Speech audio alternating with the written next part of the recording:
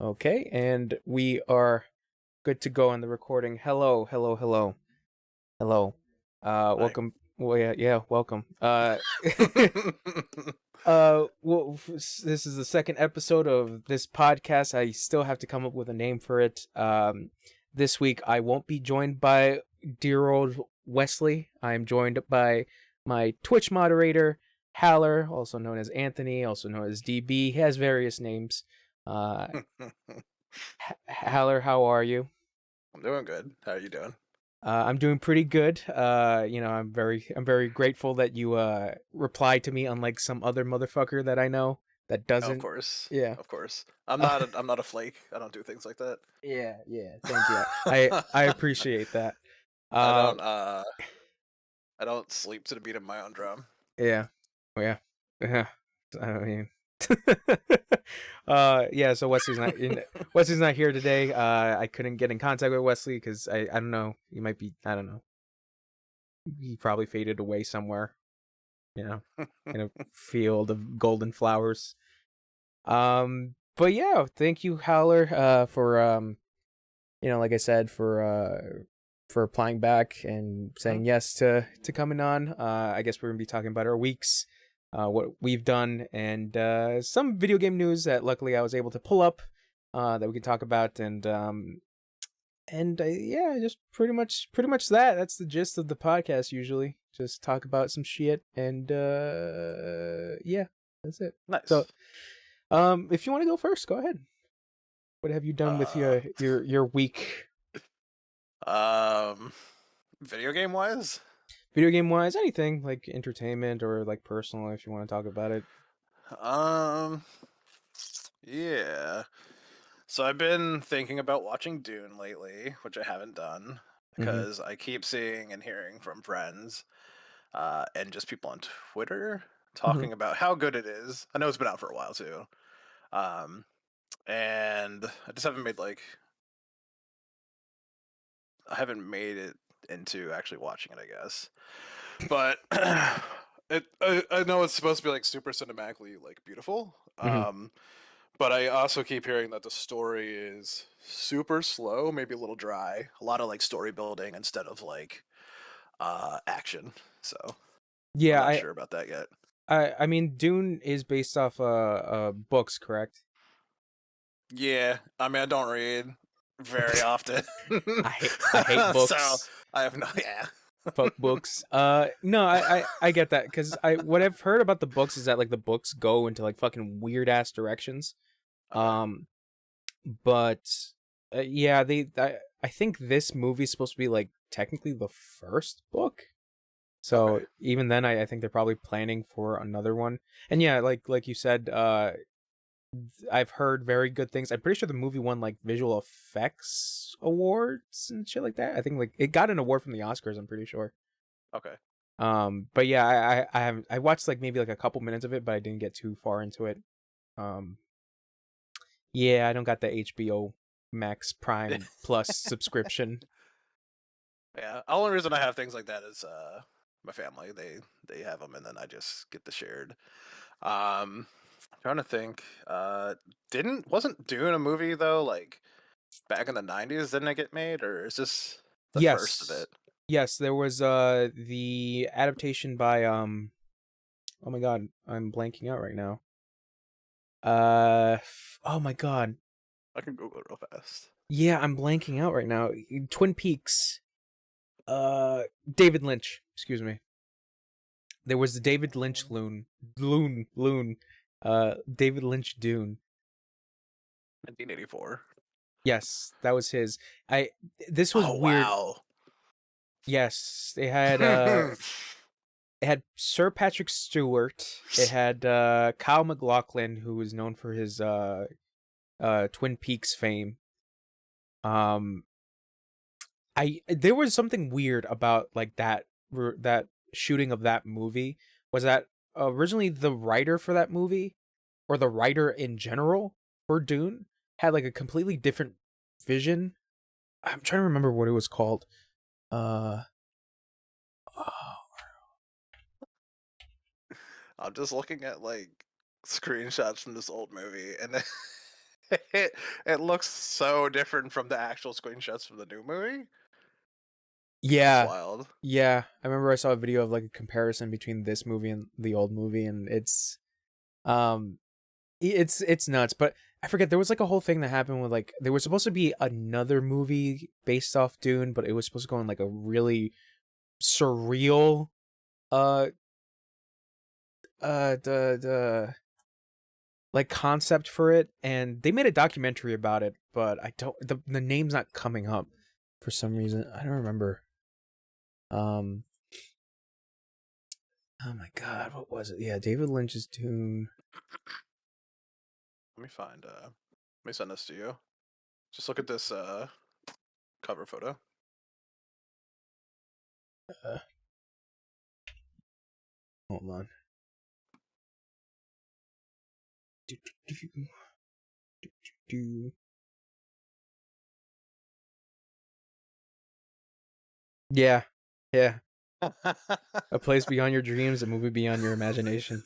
Yeah. It's good shit. Looks I so weird. I completely forgot that Sting is in this movie. The singer Oh, yeah. Sting. I legit forgot. No. I legit forgot. But what the fuck was that thing with Dune? Because, like I said, there was like David Lynch.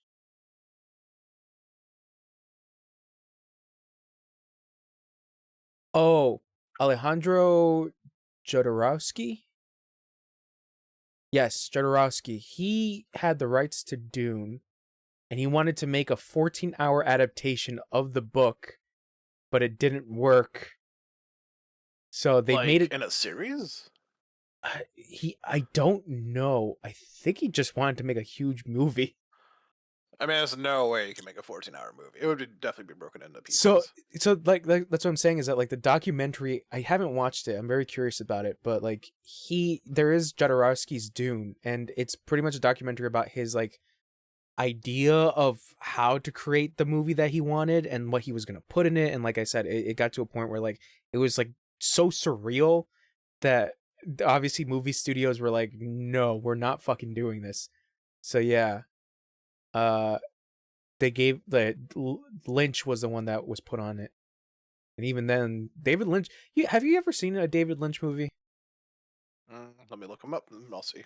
Okay. I can't believe we got on this tangent about Dune, but yeah, Dune's a weird one. Dune's very weird.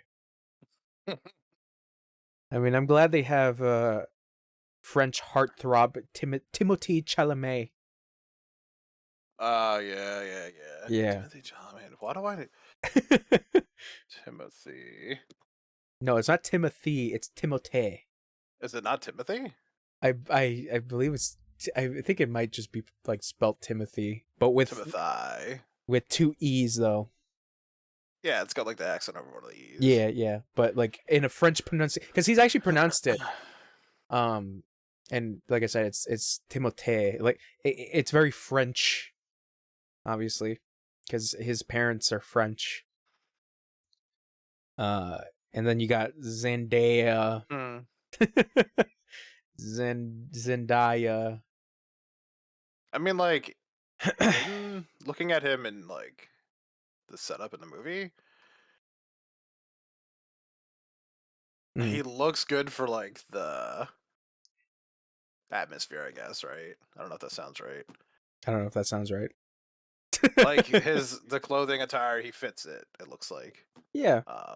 But this is also the weird thing about Dune, is that like it's such a fantastical world, but everybody's name is so plain Jane. No, what's their name? Hold on, let me see what his name is in here. Paul. Paul. It's literally Paul. It's literally Paul, and it's like, oh, huh, okay. We have Zorklons following us. Come on, Paul. Yeah, it's exactly. It's like, okay, all right. Well, guess we're doing this now. Yo, Timothy, whatever this guy's name is. Timothy, whatever his name is. He got cast for young Willy Wonka in the Wonka movie. Young Willy Wonka? Yeah. I didn't know he there does look like a young Willy Wonka, let's be real. I mean, young Willy Wonka is a fictional character. Right, but like from the original Willy Wonka, right? I don't remember that guy's name. Gene That Wilder? played him. Yeah, Gene Wilder. He looks like he could be a young Gene Wilder now. Just turn Gene Wilder's hair black. There you go. Yeah, and give him like a crazy jawline. Timothy. I mean, he definitely has like a sunken in face. Yeah. But like Timothy has a very. now I gotta look up Gene Wilder. Just so you can get your reference. I haven't seen him in a while, so. Gene Wilder, man, that man was a treasure. Oh no, he looks so old now. I'm so sorry, Gene Wilder. I think he passed away though. Well, he looked so old when he did. Yeah, I mean, he doesn't look as Jewish, but I mean, definitely like could look like him. Oh God, is Gene Wilder Jewish? I'm pretty sure Gene Wilder's Jewish. Let's see. Oh man, I can't wait to cut this part out if you got this wrong. Yeah, he's raised Jewish. Okay. All right. See, what you think? I don't know. I think I'm just throwing around. Yes, because you were unsure that he was Jewish. No. Yeah. You just assumed due to his appearance. I'm trying to think. I think he's related to the other guy. See, I'm not gonna say the other guy's name now because I'm not sure if they're related. So I don't want to be like, oh, you know. Anyways, I can't remember this guy's name now. With the last name Wilder? No. So like, there's a lot of people that are related in the movie business that are just like cousins or this or that. It doesn't yeah, like direct. Like Nick Cage and Francis Ford Coppola. I didn't know that. Oh, really? No. Yeah, that's a real thing. His name is Nicholas. Obviously, it's Nicholas something Coppola, but he changed it to Nick Cage because acting. Yeah. Okay, that's fair. And that's basically how he got into acting. There's a little like AMA he did with some magazine like going on Reddit and stuff like that where people ask questions. Because he has a movie coming up. What is it called? The Unbearable Massive Weight of Talent, I think it's called. It reminds me of Who has this movie coming up? Nick Cage. Nick Cage. Okay. It's basically I want to say it's like, you ever heard of the movie Being John Malkovich? No. So Being John Malkovich, I haven't watched it, but what I've seen clips of is just like John Malkovich talking to other versions of John Malkovich. It's like that Nick Cage movie is like giving off that kind of vibe, so I'm really interested in where it goes. Oh wow, this is a little unsettling. Because dude, there's a moment in like in the trailer where he talks to a younger version of himself, and it's like digitally altered, and it's like Spike Jonze directed it. Oh really? Spike Jonze? Huh. So I'm curious, who directed Being John Being John Malkovich, Spike Jonze directed. And The Unbearable Massive Weight of excuse me, The Unbearable Weight of Massive Talent. That's what it's called. Tom Gormican. Huh. Oh, it's got Pedro Pascal. Yeah, Pedro Pascal's in it. I love that dude. Yeah, he's good. He's pretty good. Tiffany Haddish is fucking good too, man. Yeah. Neil Patrick Harris. What? Yo, I'm about to watch this movie. MPH. Didn't you enjoy his character in The Matrix? Who? Neil Patrick Harris. In The Matrix? The new Matrix? Oh, you haven't seen it? No. Yeah, he's in it. God, just ruin everything. It's fine. I mean, I haven't said like what he does. Demi Moore's in the suit. Yo, this is wild. All right. G.I. Jane? Is Demi Moore G.I. Jane? Yeah, Demi Moore? Yeah. Oh, no. I thought that was Will Smith. You thought that was Jada? I thought that was Jada Smith, bro. No, bro. Don't make him come over there and smack you. Hey, he smacked you at your podcast. Yeah, that's true. Who smacked both of us? How about that? Yeah, Demi Moore. Oh, and Viggo Mortensen. Mm-hmm. Yeah, he's in G.I. Jane. All right, so yeah, Dune. we're on the topic of Dune. Yeah, anything else? It wasn't this week, but the thing that I've been playing the most was two things. Mhm.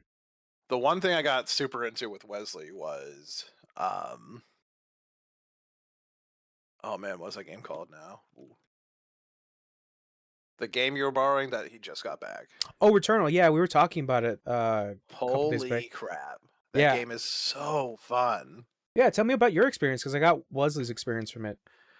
So in the beginning, when I first started this game back when I want to say I bought it uh it feels like half a year after it came out. And that's when I finally got we got my PS5. Mhm. One of the first games I got was that, because I remember you saying this is a really good game. I remember seeing a couple videos and I was like, okay, this looks cool. Mhm. Started playing it around the time you actually started playing it. Mhm. Asked you every time I played it, I was like, hey, how far did you make it? You're like, second area, third area. Yeah. And I was still couldn't make it past the first area. It's So not I just easy.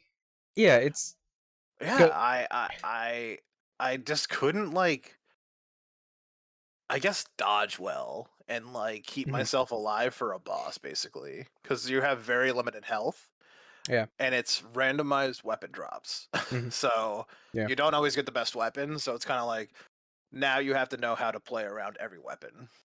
Yeah. When I gave it back to Wesley because it was his copy to begin with. Mhm. I was still in the third area. Like I didn't get that far. And I just got to a point where I was just like, I don't know if I could keep playing this because like I just kept dying and dying over and over and just I think the What feeling is of the third area to you? the Citadel. What does that mean? Robots? Yes, the exploding robots. Okay, so you're having trouble there. Yeah. So, um, with all transparency about how I was able to do it, Wesley held my hand through the first area Yeah. because you can play co-op now, Yeah. and he held my hand through the second area. Um, and then I don't think we linked up enough to go through the third area.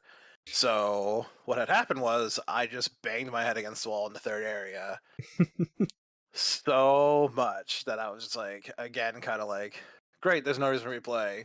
And then we linked up again, and he helped me like finally push through, which we both had trouble because when you're two people in it, Hmm. it actually raises the difficulty. We found out when you at least get to the boss. I don't know about the little guys. Hmm. Um, so we had made it to the boss finally, and he was basically one tapping us. Oh And shit. yeah, so we had lost, and I think I got up and tried again like late night, just because I was like, I'll try it and see what happens. And single player going to the bosses is actually really easy because when they hit you, uh, all depending on how many times they hit you, because if they hit you, Hmm. your life goes down really fast. But if they hit you once, it's like maybe 1/18 of your health bar goes down, not like a lot. Hmm. So single player way is the way to go if you're fighting bosses. But Yeah. Yeah. um overall, like my overall consensus of like the game so far is it's good. It's really fun. I think Hmm. if you like roguelikes or randomized weapon loot being repetitive over and over again because you die and you lose your items, A loop game. Yeah. yeah, then it's definitely something like people would want to try if they like that. But yeah, I think I really enjoyed it. And the other thing I didn't talk about yet was story wise, holy shit. Hmm. Like I don't know at all what's going on, but from like the little pieces you get in the beginning, Yeah. working through the game, it kind of keeps you. It definitely keeps you drawn to be like, oh man, I want to know what happened next. I want to know what happened next. I really want to, you know, put the puzzle pieces together and understand it. Yeah, yeah, it's definitely one of those games where it's just like the little thing it gives you, you're like, I want more. Like I need Yeah. more.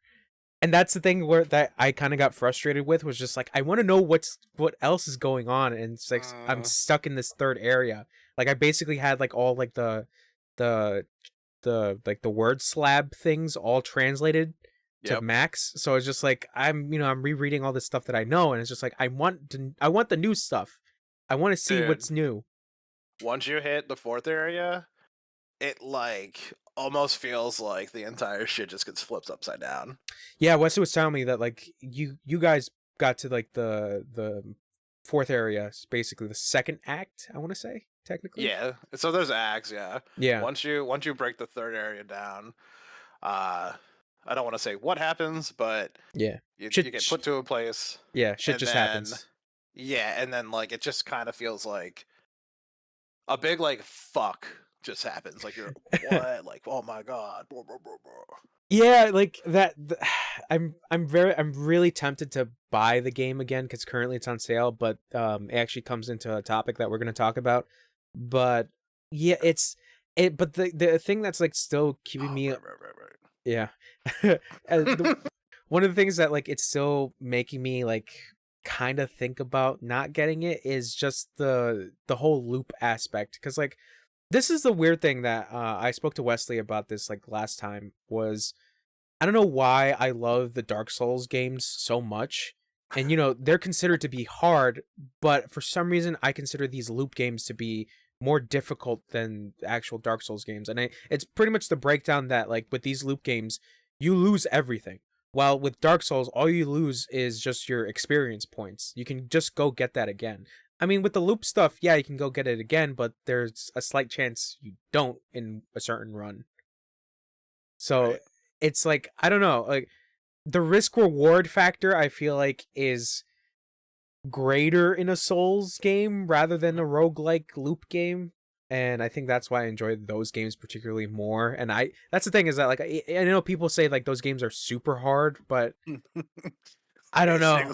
You're basically like you're a bitch if you don't play Souls. It's way harder. I feel like Returnal is way harder. I feel like I was when I was Oh, you like think? I feel like it's way harder.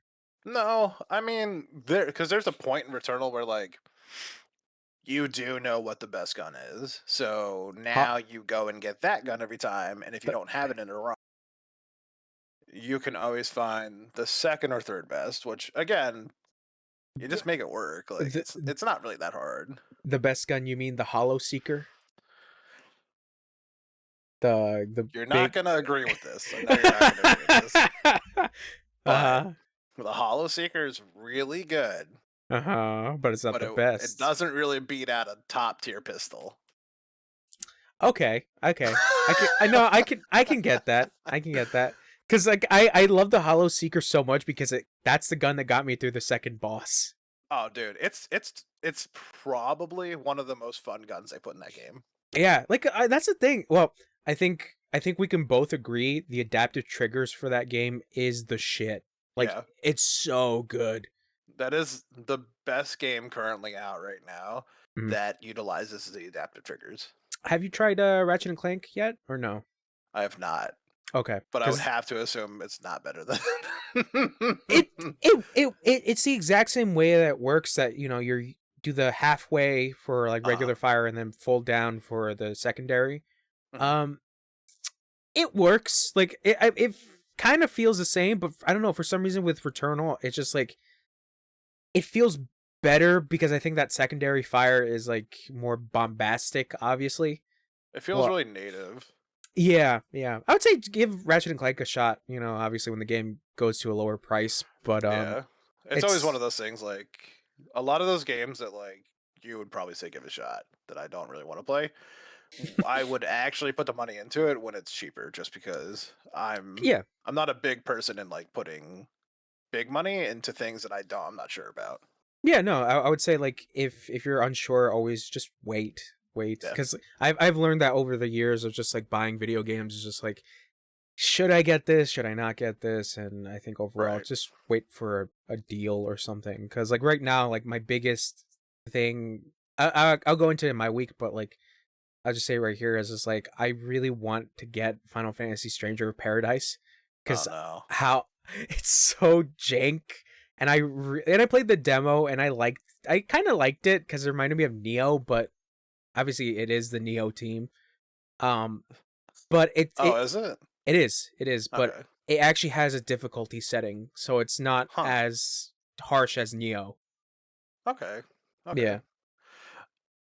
Really So quick on top of what you just said yeah, about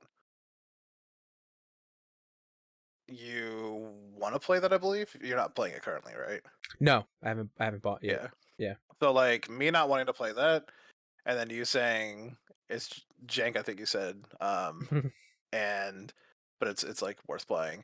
Um, these are things like I'm glad like because I won't buy this game, no way. But I would love to watch somebody play it, and I like through you, I'm able to see like how it is. Basically, is what I'm saying. Like you this is why I like streaming because I'm you able to like go and be like, oh, that's a cool game. Don't want to play it. yeah, you're living vicariously through me. Is that what? Yeah. Yeah. Okay. I mean, like essentially, kind of, but I mean more so like it's a way to enjoy the game without actually playing the game. You know? Yeah. Yeah. No, that's why I get streaming. Like I get Yeah. it. It's weird because like the way you mention it, it's like I don't really watch that many people, Mhm. honestly. But the one person I did watch was uh God, trying to remember. It's been so long that she streamed. Judge Nut. That Oh, yeah. she was great. Like I think this was me coming off Bloodborne, and she was like basically around the middle point of watching it, and just seeing like someone else's experience for that game in particular was Yeah. just like really neat to watch. Um, I think that's also the thing. I usually like to watch other people's experience for games that I've already played rather than watching the new thing because for me I would like to experience the new thing. Hmm. So, like I said, watching like a newbie's first time playing a Souls game is always fun for me. That's fair. I get that. I understand that like point of entertainment too. Yeah. Um yeah, I'm trying to think. Yeah, she hasn't streamed in a while. Come back, Frankie. Please. My fucking um. mornings are so boring. So the other part of the week, Mhm. um, which kind of ties into the repetitive gameplay of what's it called? Returnal. Mhm. So I've been playing the crap out of League of Legends. Ooh. And uh I think that's like the main thing I kind of like, with the exception of Diablo. Um, Two games that be- I hate. I know, but hear me out, and it also kind of ties into, to be fair, Mhm. Fortnite. So, so I really like League because one, I really enjoy PvP, and Mhm. two, uh, every time you replay this game, you're picking your character. You can use items to build to make that character powerful, but there's so many different variations that you can buy different items to make them do different things. Much like Returnal, again, like you pick Mhm. this up, you get money, you buy different upgrades to make your character more powerful. Um, and then again, like Diablo, which is kind of less like that, but does have that same kind of quality with the randomization. Yeah. I mean, it's a loot You game. right, right, but you're able to every time you go in, every map is different, or not different, but it has a set number of maps that can be loaded in, and you go hunting for the loot. Mhm. And you can always like, you know, redistribute points in your characters and stuff. Yeah. Yeah, I don't know. I just love those types of games. So that's pretty much what I've been doing is League, Mhm. Returnal, and the occasional Diablo. Gotcha. That's the thing is that like I haven't played League, so I don't hate it. Diablo is a weird one for me, and I know that's one of those things that you guys kind of poke at me for not finishing it, Yeah. but I don't know why. Like it just didn't click with me. Like, So the the main problem I think, and I know like you're cool with older games, mhm, but it's the style of older game that it is. It doesn't really maybe the word translate or like link to like the younger people that didn't play it back in the day. The youth. Right. It Yeah. doesn't. They don't really get a connection with it because it's outdated. Uh-huh. Games today are actually doing what Diablo was doing back in the day with new technology. It looks better in new games. It feels better. There's better loot, like inventory systems. Mhm. There's better uh what's it called? Better like customization and stuff like that. Mhm. So, um, like you had said before, you enjoyed Diablo 3, the weakest game in the franchise, which is fine. But I would say, and I do think that when Diablo 4 is complete, with the possibility of it not being trash, Mhm. go and play that game. Diablo 4. Yeah, because from what I've seen, and this is literally like whatever's before alpha, that they Mhm. showed, it looks quality, um, and as long as they keep true to the old school Diablo like feel and just add the upgraded implement like all this like new stuff into it, Mhm. systems and like different leveling and stuff like that, then I think it'll be more enjoyable for people like you. People like me. The youth, you should Hmm. say. Come on, grandpa. No, you're younger, man. Yes, So that's true.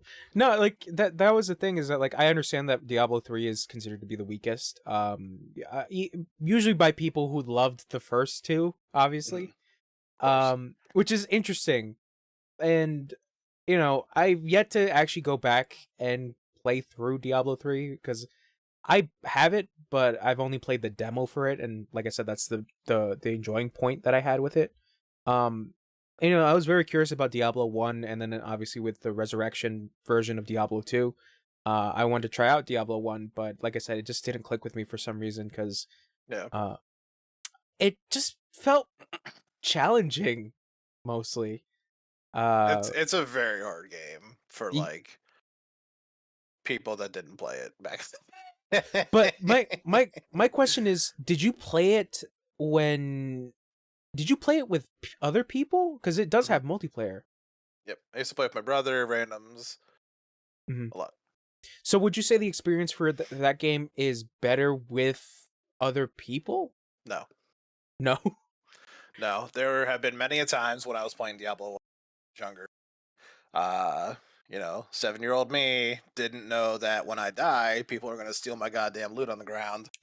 So like I would Oh. die with like these really high end drops, and they would just take my shit. I So, didn't know that can happen. mhm, That that sucks. yeah, That sucks. Baby Howler trying to get the loot while other people are stealing his shit. yep. Dying and seeing your chest plate fall on the ground, and you're like, yeah, that's end game content. That That's you have it. to go. Yeah. That's interesting. There's actually one thing that I read that I don't know if it's true or not, but the bosses don't scale like when you're playing single player or multiplayer. Is that That's true? that's probably true. So basically, I would need a team to beat a boss, and then Uh, Diablo wasn't hard, man. The first one, it was pretty easy to kill him. I believe you fight King Leoric in that one. He was easy. The Butcher was easy. Uh, you're saying this. Now I feel like I'm in your shoes whenever I explain a Souls game, because it's like it seems so daunting after you're explaining. Yeah, no, they're easy. right, and that's only because again, like, but here's the thing, right? Mhm. I spent. Let me see when Diablo came out because I want to say 1995, but I might be wrong. I think you're right. 1996, December 31st. Okay, So, so yeah, I would have been 7 probably playing this game. I wasn't even born Um, yet. right. Again, that's why I say you're younger. The youth. You don't really understand the game as much. But so like when I was playing this game, Mhm. this was the only game I played besides like Neopets. Damn, damn. so Did so when I say like it's easy for me to go kill these bosses, Mm. I have tried before I beat them. I had tried beating them 20 times, and then I got it. You know, it's the same thing with any game. You die 30 times, you learn their mechanics, and then you go beat them finally. Jeez. Oh, speaking of Neopets, did you know that they're owned by the Scientology group? What? Yeah, that's a real thing. Chris Hemsworth owns them? Is Chris Hemsworth? No. I was like, I is he a don't think Scientologist? so. I would say like I would have gone with Tom Cruise. No, yeah, Tom Cruise. Tom Cruise a Neopet now? Is what is Xanadu? What the fuck is the name again? I For have like no idea. the evil alien thing? Oh. Yeah.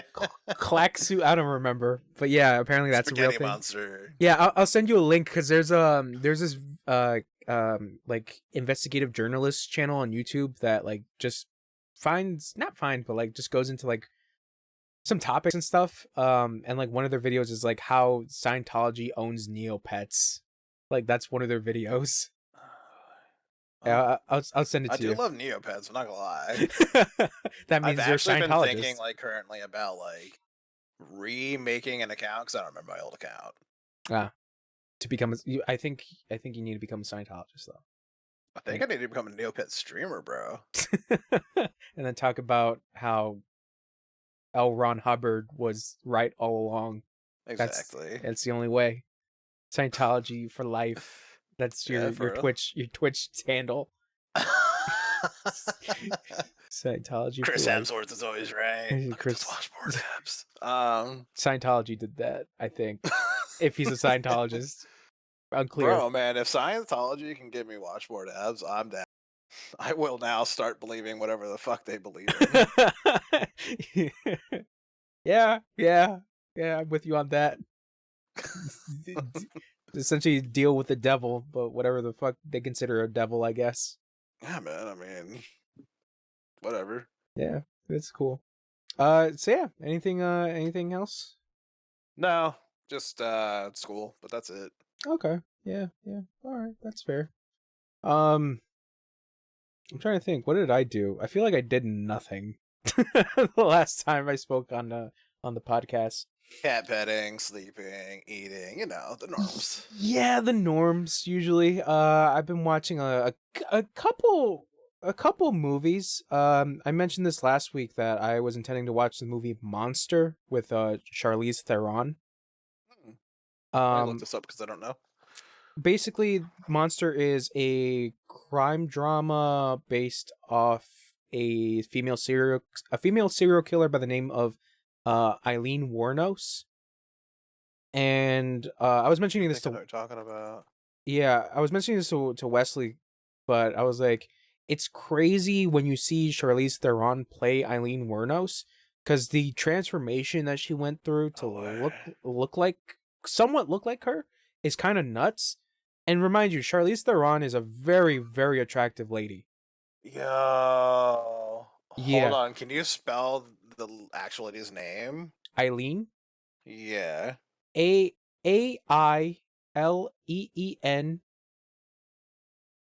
And Wuornos is Why do I know this woman? Wuonos. Wuornos? Probably got that wrong.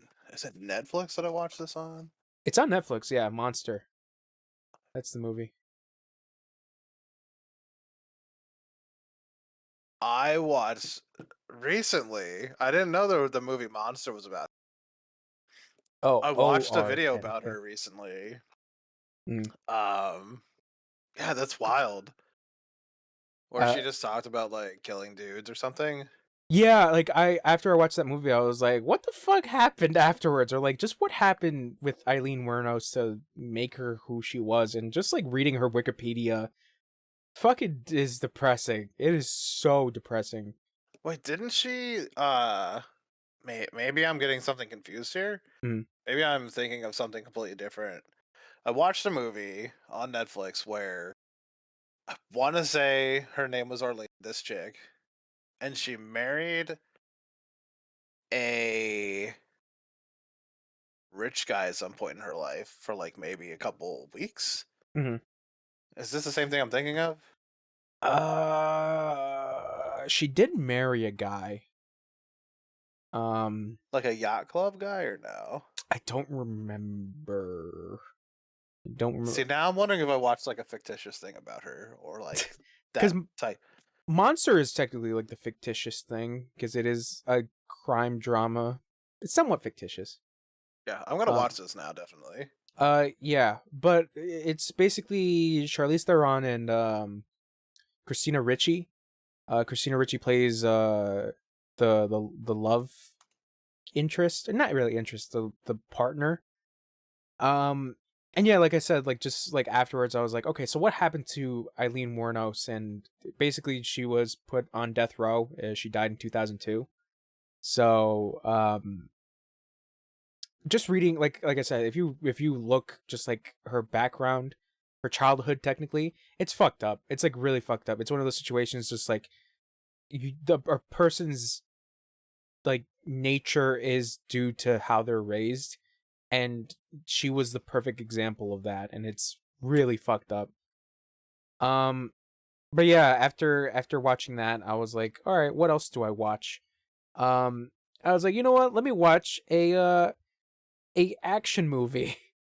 I actually have a list of the stuff that I've been watching. um I watched a movie called Paradox. Have you heard of the movie Paradox? I'm gonna look it up right now. Okay.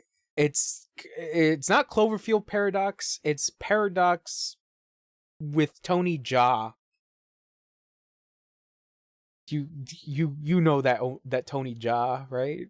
No, No, really? Anbach, the Protector. He's a I don't know what that means. Really? You don't know who Tony Jaa is? No. Wow. Okay, this is weird. Yeah, he's a Thai actor. He's Yeah, is known this for like Asian Kung Fu? it's a Hong Kong movie in Thailand. Is this Okay, Thailand? so like Yeah. I wouldn't know anything about this. Okay. Well, so this movie's weird because it's based off. It's technically the third movie from a series known as Chapeau Long, which in the States it was known as Killzone. Ironically enough, even though we had the Killzone video games, but they're completely unrelated. Killzone 1 was with Donnie Yen and Wu Jing and Sammo Hung. Sammo Hung, if you don't know who he is, he's a very big guy who knows how to do kung fu. He was in a lot of Jackie Chan movies back in like the 70s. And then Donnie Yen is Donnie Yen, of course, unless you don't know who Donnie Yen is. I don't know, don't I'm gonna throw my fucking mug at at my window. Donnie Yen is he played Ip Man on in the Ip Man movies, Bruce Lee's teacher. Anyways, Okay. so Sammo Hung is the bad guy. Donnie Yen is technically the good guy. He's like this rogue cop who's fighting against Sammo Hung, who's this well-known crime lord. Wu Jing is like the crime lord's hitman.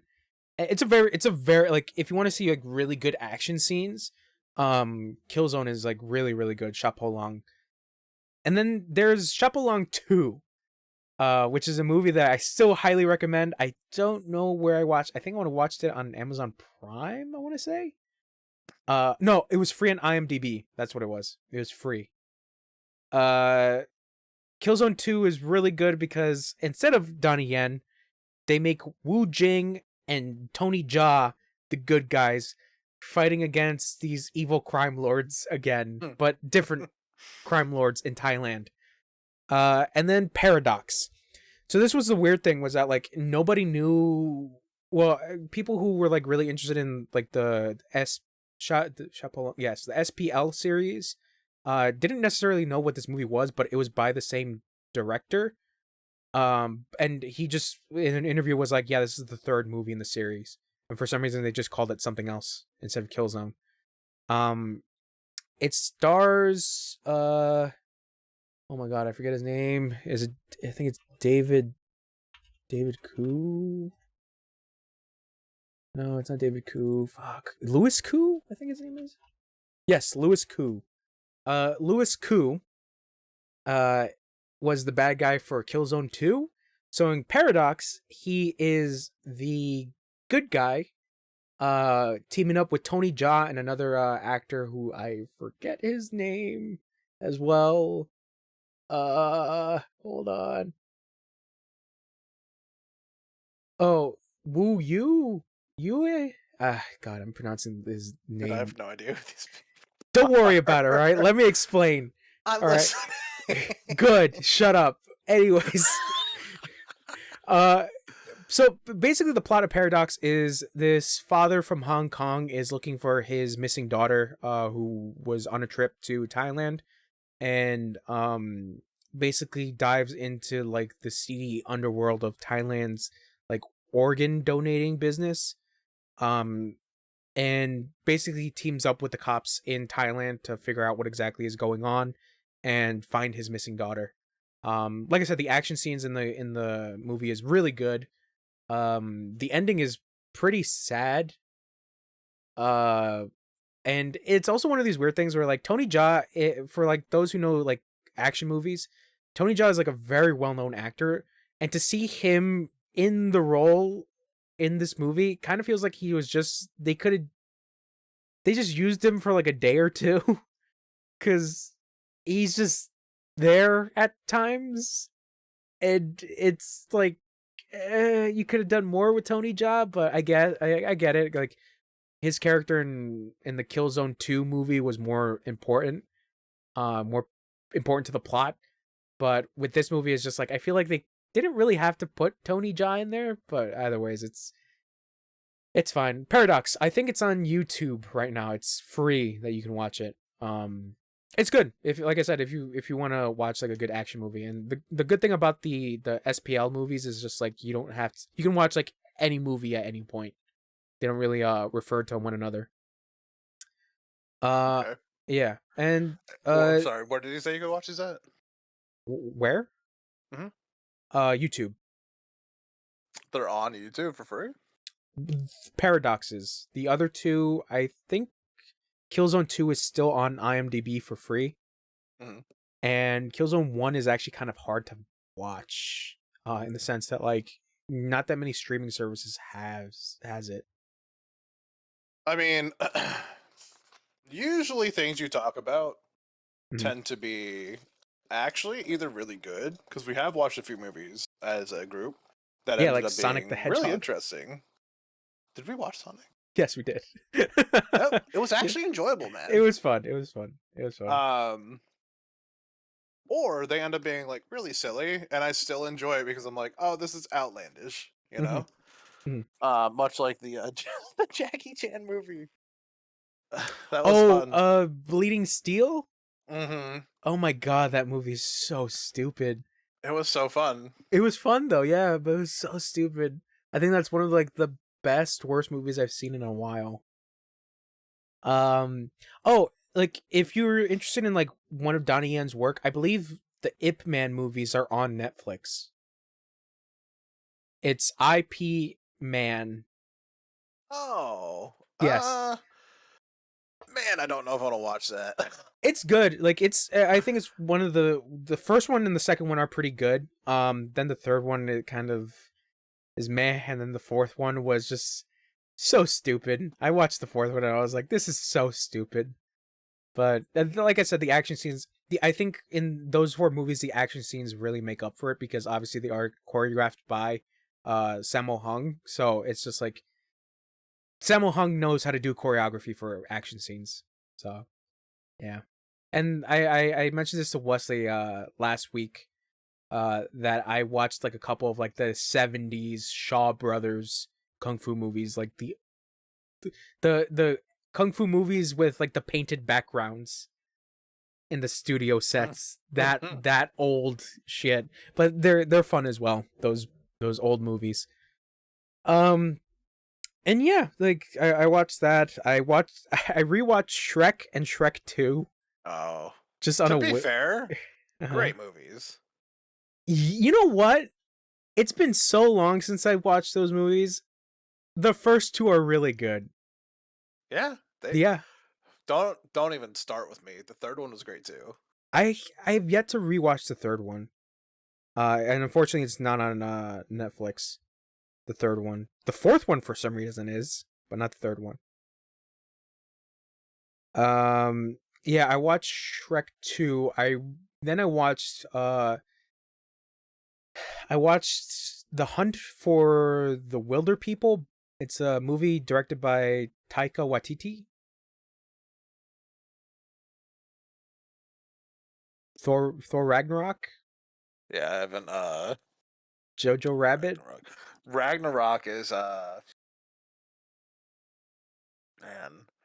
Ragnarok is the old one? Thor Ragnarok? Ragnarok's not brand new, like it didn't just come out, right? Because Thor Love and Something is the new one coming out. Yes, technically that one. Okay, so I've seen I've third seen Ragnarok Thor. then. Okay, it's the third Thor movie. It's not the new one. It's not the new one. Love and Thunder, I think, is technically the new one. It's the new one, right? Okay, yeah, I've seen all the other Thors. Okay, so yeah, Thor Ragnarok. Taika Waititi is the director. I watched Hunt for the Wilder People. It's a very cute movie. It's very Taika Waititi, because his humor is very Taika Waititi did. You said something else just a minute ago. Thor Ragnarok and Jojo Rabbit. Jojo Rabbit was so good. Yes, so that is him. The guy who plays Hitler in Jojo Rabbit is the director. Jojo Rabbit. God, he played Hitler. That was him. Mm-hmm. Yes, I love him. He's so funny. That was so funny. Yes. Also, I would like to just point out that Scarlett Johansson was in that movie, and so go ahead. She what? I didn't hear you. What? I didn't hear that last part. I said she's beautiful. Go ahead. Oh, okay. I didn't catch that part. Yeah. No, the Hunt for the Wilder People it's a very fun movie. It's very goofy. I really enjoy it. Taika Waititi has a very distinct sense of humor, in the sense that it's very subjective with some of the humor. Like, I like it because it's very goofy. It's just dumb, some of the references that they make and like what they say, some of the characters. It stars Sam Neill. I think you might know him as the guy from Jurassic Park 2. I want to say the guy who wears the hat in Jurassic Park 2. And the little chubby kid from Deadpool 2. Do you remember? I don't know if you watched. Chubby kid from Deadpool 2. The one that does like firepower, right? Yes. Yeah. Yes. So I know who he is. Yes, I forget his name, but yeah, it's him and Sam Neill are. Sam Neill is like his adopted dad, and there's a whole thing that happens that basically they're on the run, and they just get into shenanigans in the woods of New Zealand, and it's dumb. It's dumb, but it's really fun. So I watched that, and I'm currently watching a TV show. Before we started this, I was watching Pieces of Her, starring Toni Collette. It's a Netflix series. I believe it's like 8 episodes. I'm digging it. There is a couple things that I have to say I'm a little meh about, but essentially the plot is Toni Collette is living in like this small town in, I want to say, Georgia or Florida. I don't remember. Somewhere like south-ish. And there's an incident that happens that basically puts her on like the news and on the internet, and her daughter basically finds out something's going on with her mom, and her mom's saying her mom's not really who she says she is. So her daughter basically like pieces things together of like her mom's past and like what exactly is the thing that's going on with her mom. But yeah, it's pretty good if you're interested in like a mystery thriller. That reminds me, you watched Archive 81, right? Uh, ooh. Did I finish? Wow. Did I finish that Netflix? Did you? Was it on Netflix? Yes. Let It me was. double check. I want to say, God damn it. That shit, like, I know at the risk of, like, sounding like a bitch, It scared you. that shit had, like, me not being able to, like, sleep if I watched it at night. It's Like, I creepy, had another yeah. one. It's creepy, but the mystery behind it, I think, was still made up for it. It's just like, where is this going? Let's see if I finish this. The actors were great. Love them. Love the two Yeah, guys. yeah. The main guy was like, I've never seen anything else he's been in, but he's really good. No, he's great. He's really good. Um, yeah.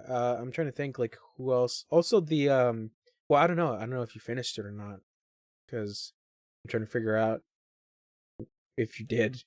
Because also the lady from the video recordings. Oh, yeah. I did finish this. Okay, yeah, that shit was wild, bro. I'm sorry. I had to, like, just, like, run through the last episode really quick. Yeah. Dude, so, like, does it matter if I talk about it? I'll just put this down. I guess some spoilers for Archive 81 on Netflix. So, all right, go. I mean, if you want, yeah, I guess we could talk about it.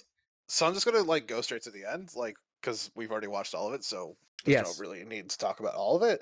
But so the end, the end when he gets trapped in the other whatever you want to call it, dimension, world, area. Yeah. Um, I was just like fucking mind blown. So, like, if you take yourself and put yourself in that situation, like, if it was me and my best friend and I was still in the normal world Hmm. and he was trapped in the other world, I one would be losing my fucking mind, not knowing what to do, Hmm. and then probably would put all my resources into figuring out a person.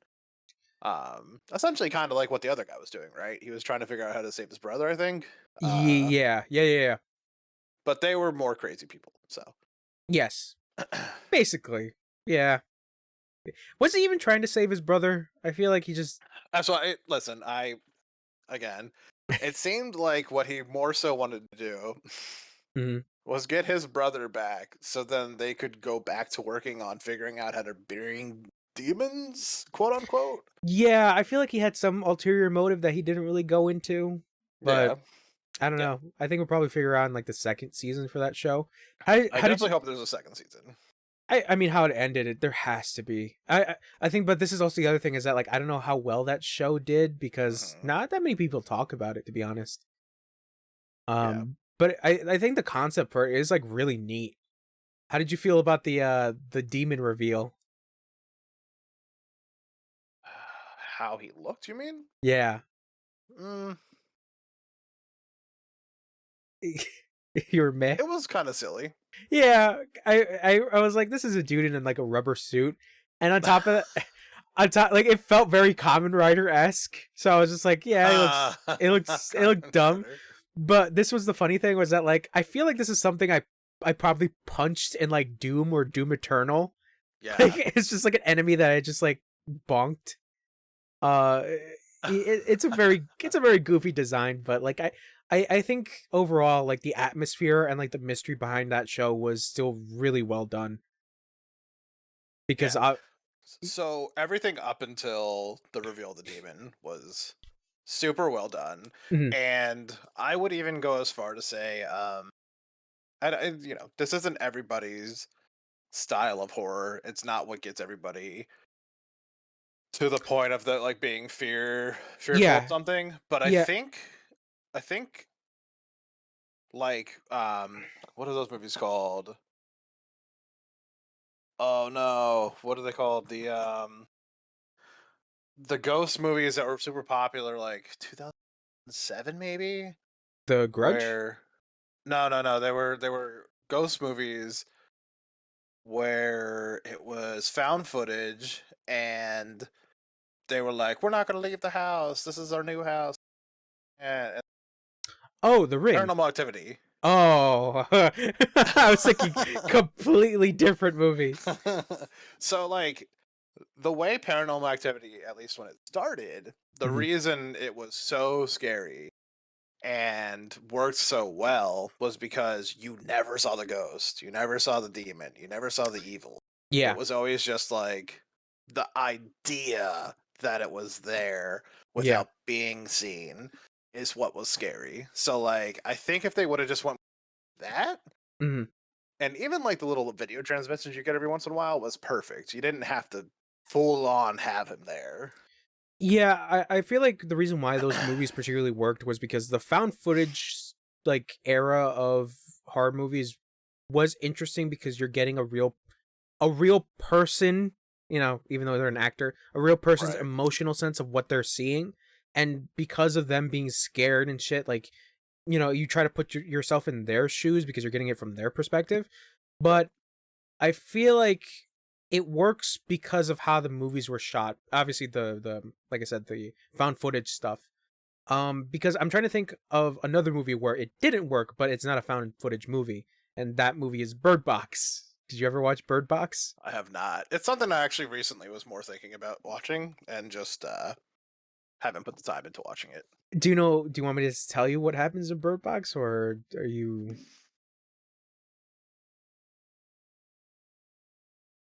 I Haler? actually think I know enough. Yeah, why not?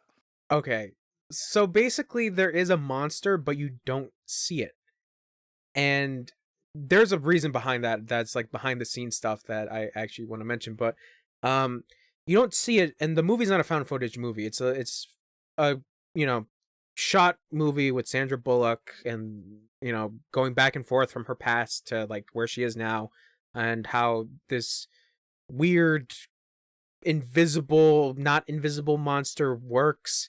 And like I said, when you progress through that movie, you start to see that like it doesn't work. Like it just doesn't work having this invisible monster. But for the behind the scenes stuff, the reason why it has to be invisible was because the initial look for the monster was it looked so bad that the like someone was just like, it looks awful, we can't put this in the movie, so that they just essentially just were like, fuck it, let's make this thing invisible. See, and So I think that's fine. but I mean, if you watch Bird Box, it's not a particularly good movie for me personally. Yeah. Yeah, I'm very picky when it comes to certain movies and stuff like that. I um mean, that's fair. yeah, because yeah. uh and Yeah, Archive 81 was really good. It's a very slow burn movie. I mean series. It's very slow. But like I said, the Yeah, that's true. what is it? The mystery behind it is what made me want to continue watching it. I'm very very curious with a lot of things. If a show or any kind of media has a good mystery, obviously I'm going to get hooked into it. And obviously I want more, and I want to figure out what exactly goes on and what happens. So yeah, Archive 81 is still a really good watch. I'm very curious as to like how it did on Netflix. Uh, I actually think it was like on the top. uh, I think you're right, because I think that's where I saw it. Is that like what's trending technically? Yeah, Yeah. yeah. I didn't watch that's the thing with Netflix, is it's like some shows are okay, some shows are meh. Another show that I'm actually curious in watching is, what is it? You, I think it's called. Yes, You. You. Where this guy has like an obsessive relationship with some chick, and Yeah, it's been going on for like a really long time. it's very good. Yeah, I've heard it's really good, but I've yet Season to 3 is like the best. it's hard to like kind of get through currently. Okay, well, I mean, I'll probably put in time to that. Speaking of the shit, because that reminds me that that actress is from The Haunting of Hill House. Oh yeah. Yeah. So that reminds me, did you watch Midnight Mass? No, I don't want to know Oh, anything about it either. oh, dude, you have to watch it.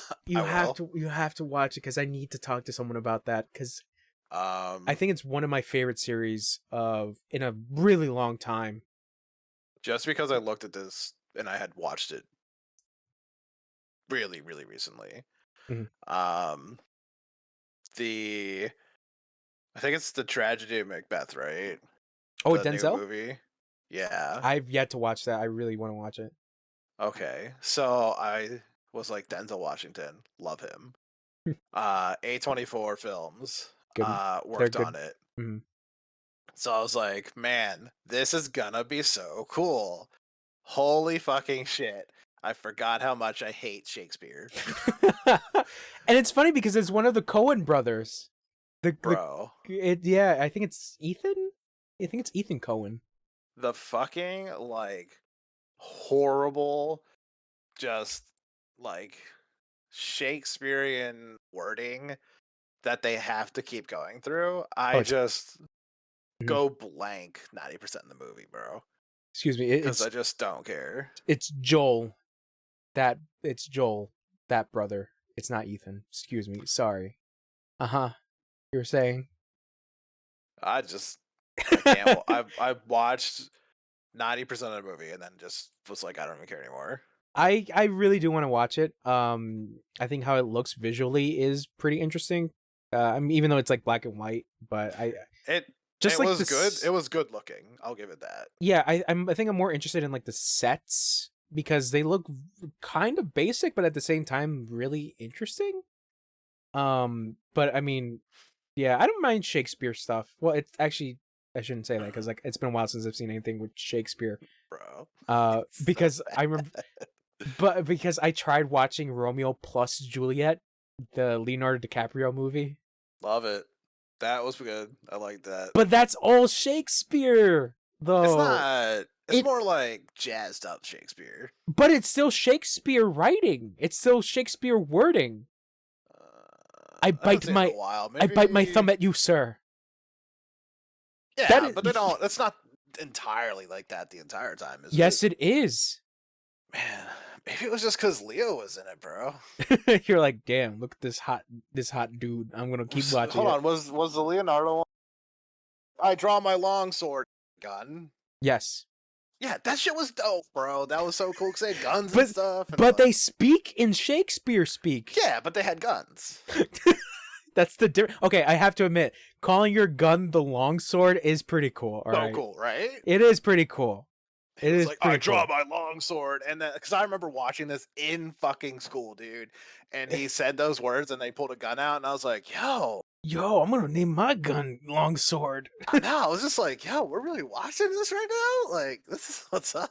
Yeah, but the reason why they show it is because they actually have Shakespeare speak in it. Yeah, I don't. It's Shakespearean. Nobody give a fucking middle school, bro. They were like, ooh, look at Longsword and Leonardo DiCaprio. Yo, Leo's teeth are so white. Man, yeah, they are. They're very, very nice teeth. But yeah, I mean, that movie was just it felt surreal. Like, I think that's the word for it because of the Shakespearean speak and it being in modern times. I think that's why it felt so surreal to me when watching it.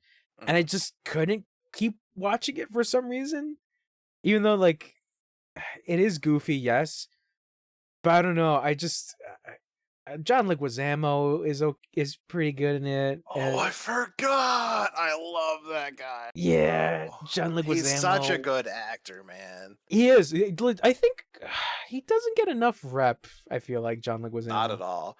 But to be fair, if you have seen his new comedy stand-up, he's bad. I heard that. I heard that his special's not that good. Yeah. Yeah. I could also say like maybe I didn't give it a fair shake, but I watched half of it and I just wasn't feeling it. Yeah, that's fair. That's the thing is that like, what was the last thing he was in that I watched? I want to say When They See Us. It was a mini series on Netflix. I want to look up what's going on with him. Yeah, When They See Us, he played a dad in that role, but he was actually pretty good in that movie because like he tried to be the supportive dad. He has such a good face. John Leguizamo. Yeah. Like, that might sound weird, but it just is what it is. Good face He man. was in Spawn. He was the little fat guy in Spawn. Yes, he was. Fuck, I forget his name, but yeah, he was the clown. The clown, yeah.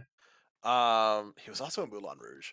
So, if you have never seen the movie The Pest, fucking write that name down and watch it. John Leguizamo is the lead actor. Isn't The Pest the one where he farts in the shower? That's not all he does. Okay. It's so worth it. Please, if you have time, watch it. Fine, I guess I'll watch it. I guess He was also in Encanto or Encanto. Oh, Encanto. I haven't seen Encanto. Uh, The only Disney movie I watched was Spider-Man. All right. He was in The Mandalorian, so I now have to go back and watch that. What? He's in The Mandalorian. His name is Gorkesh. I don't remember. What was he in? Like a costume? Says Gorkesh voice. Oh, he was a Chapter voice. 9, Okay. The Marshal. Okay, because I'm trying to think. I'm like, did his face show up? I'm like, the only person I remember is Bill Burr. That's it. I fucking love Bill Burr too. Bill Burr from Space Boston. He was in John Wick Chapter 2. Yeah, that I remember. Yeah, that I remember. Dude, this is wild. I didn't even know he was in all these things. Yeah, there's a couple movies I still want to watch. A24 is like a pretty good production company. They just announced like a new movie. Fuck, what was it? Men, I think it's called. It's very creepy. Yes, Men. Look up A24. Because they have a lot of movies coming out this year that are like on my watch list, basically. Yeah, same for me. Like another one is Minari with Stephen Yeun. The Green Knight. Lamb is another one. Oh, they did everything all at once. Okay. Yeah. Whoa. Oh, Saint Maud is another one. Yeah. Who the fuck was it? No, wait, hold on. Me and Wesley were talking about this. There's another movie that the director of Lighthouse is doing. The Northman, that's what it's called. Where it's like a Viking movie. So yeah. I got me hooked on this. I'm gonna go watch Men when I can. Oh god. Yeah, I've been trying to watch like a good amount of movies. A couple of rewatches like I mentioned, like Shrek and stuff. And as for video games, I've been replaying Sekiro. Cause I don't know. Elden Ring was pretty good, so I was like, let me jump back into Sekiro. Yeah, Sekiro. I enjoyed watching you play it. I've never played it and definitely want to play it really bad. I actually haven't streamed Sekiro, so you're wrong.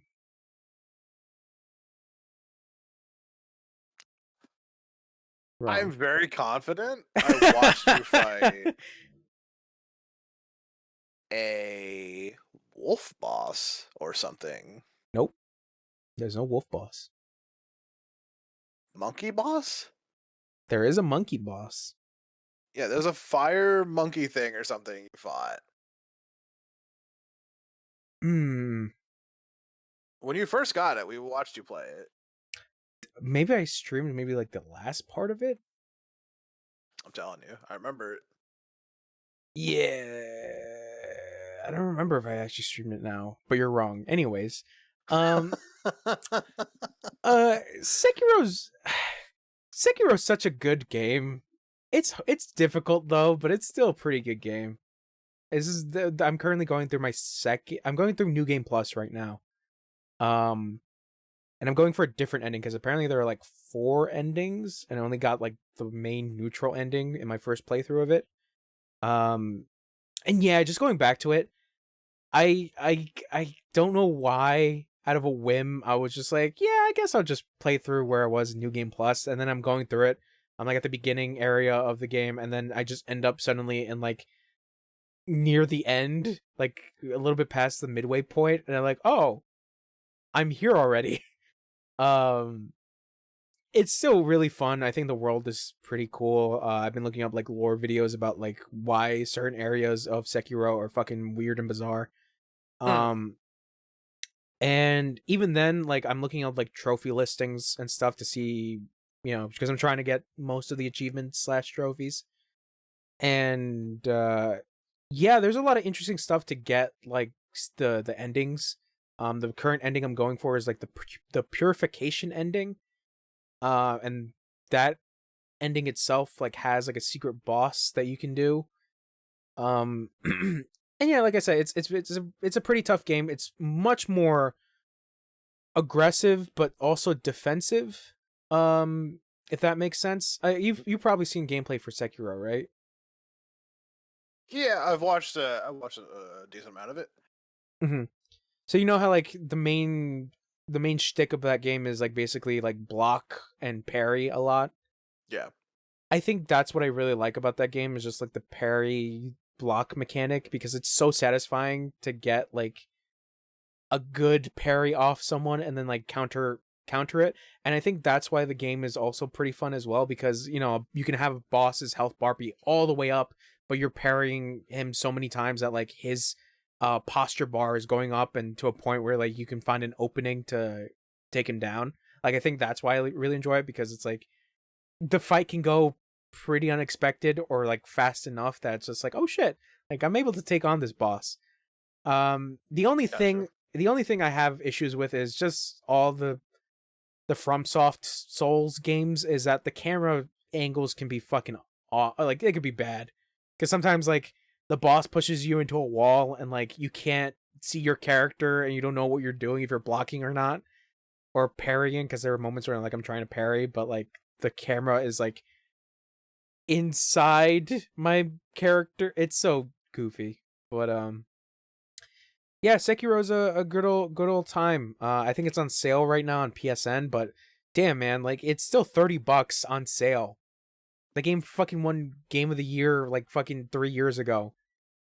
I have to Resident say though, do you think it's worth the 30? For the amount of fun you're gonna have, but this is also the controversial opinion of Souls games is like, do you like the Souls series? I would have to You. say that it's not as Soul Series though. It's very different. Yes, it is very different. It's not like Bloodborne. And it's funny because this is a game that came out after Bloodborne, and you don't like Bloodborne. You can feel the Dark Souls like stuff from it. But with Sekiro, it doesn't feel that way. It has elements, but it doesn't feel like it. Because if you were to play Elden Ring feels like Dark Souls 4, essentially. Uh, yeah, I think if you just want something different, but also it's still, like I said, it's still pretty challenging. I would say, yeah, it's really worth the $30. And then they did an update like a couple months back where it's like a boss rush mode. Um, and you can do that. You don't really get anything out of it. I think with another version of the boss rush mode, I think you probably get like costumes, but there's a certain boss rush mode that you don't really get anything from. So it really depends. Like I said, if you have a good PC, maybe you can pick it up for cheaper on PC. Um, but for consoles, yeah, for some reason it's like still $30 digitally, which is, for me, a person that likes to find good deals and good price drops, I would say if it's like $20, yeah, definitely, like fuck yes, get it for $20. Mm. But I don't know. It's still crazy to me that the game has been like 30 for like the past 3 fucking years. Um, on sale, on sale. That's the sale price for it, which is fucking bizarre. Um, Yeah, I mean, I don't know. I feel like games that can retain value are all dependent on how fun they are, right? Or yeah, how well the game was made and the story is good. yeah. I think that's the thing. Is just like if you're willing to pay the amount for the enjoyment, then yeah, sure. It's your money. But this comes with the thing where it's like I really recommend looking up reviews and like gameplays and stuff to see whether or not like the game kind of clicks with you. If you're like, oh, that seems interesting. Mm. I try to watch like some video reviews on like certain games and stuff, but there are times where I'm just like, I guess I'll go in blind mostly. But I think it also depends on the studio that you're kind of into, because like with Elden Ring for a perfect example is just like I watched a little bit of the gameplay stuff that From Software put out, or I think it was Bandai Namco, excuse me. Some of the gameplay stuff that they put out, I was just like, all right, I don't need to watch more. I already know what it is. I want to play it because I already enjoyed those series well enough. So I'm gonna go in, no problem. Mhm. But if it's like a brand new, like never heard of IP, then yeah, that's when I usually be like, let me watch a video. Let me see if I like it. But yeah, I think Sekiro has been like the only thing that I really been playing. I wanted to start Guardians of the Galaxy, but I still haven't started it up yet. And Okay. yeah, I think that's it. Yeah, I think that's it. I think that's what I played only. Sekiro. Yeah, because like I think I think I said this last week, was that like I wanted to go back and play through Persona 5, but the Royal version, because the Royal version has like newer stuff in it from the vanilla version. But Right. Persona 5 is such a time sink that I'm just like, I don't know, man. I don't know if I can invest like more than 100 hours into this fucking game. And I think right now, after playing Elden Ring, is just like I just want to play something a little shorter. And it's weird because Sekiro is kind of short depending of like how you do in that game. And I'm just like, yeah, I'm fine with Sekiro for now, even though I've played it. I'll probably like go on to Guardians of the Galaxy just to see how it is, because it did win an award, I believe, for the BAFTA nomination. I think it won Best Writing, so I'm really interested for that.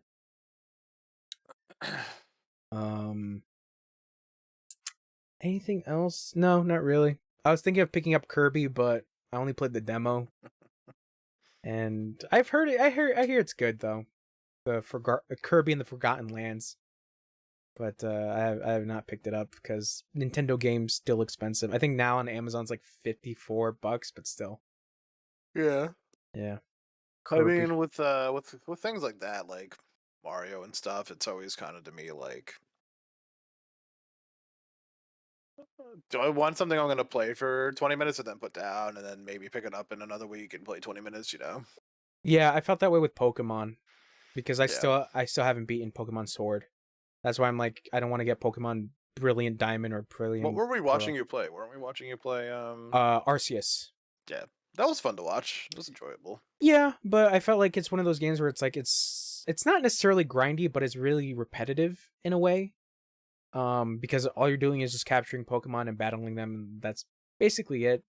And that's why I thought about it, and I was like, what should I stream else? Like, what else do I have that I can that is new? And new quote unquote, because technically the games I've chosen are not that new, like Kenna and Shin Megami Tensei And it looks Digital. so good though. Okay, let me talk about Kenna. All right.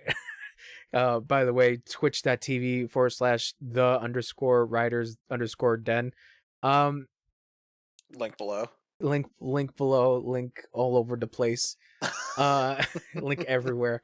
Um, Kenna is a weird one because I was thinking that it was gonna be more. It does feel a little Legend of Zelda-ish, but the combat feels more Dark Souls, and I was not expecting that.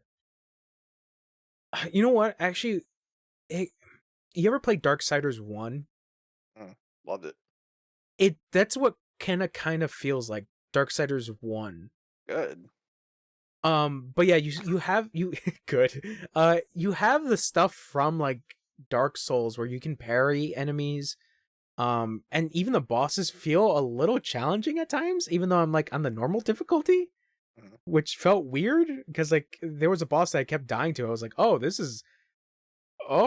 I wasn't expecting this.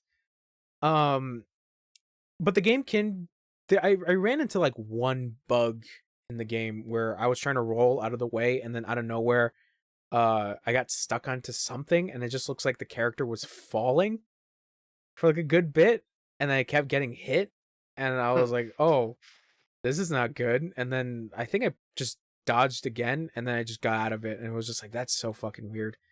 Um, but yeah, I think the story stuff in Kenna is pretty interesting because the basic plot is your main character, Kenna, um,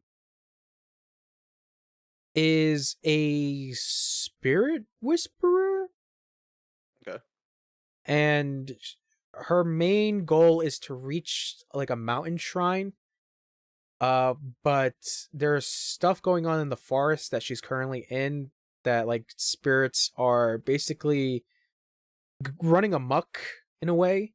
So it's up to her to like calm these spirits down and eventually reach her end goal. While this like other spirit dude is like kind of evil, I think. I don't know, maybe he's misunderstood, but he's probably going to be the last boss.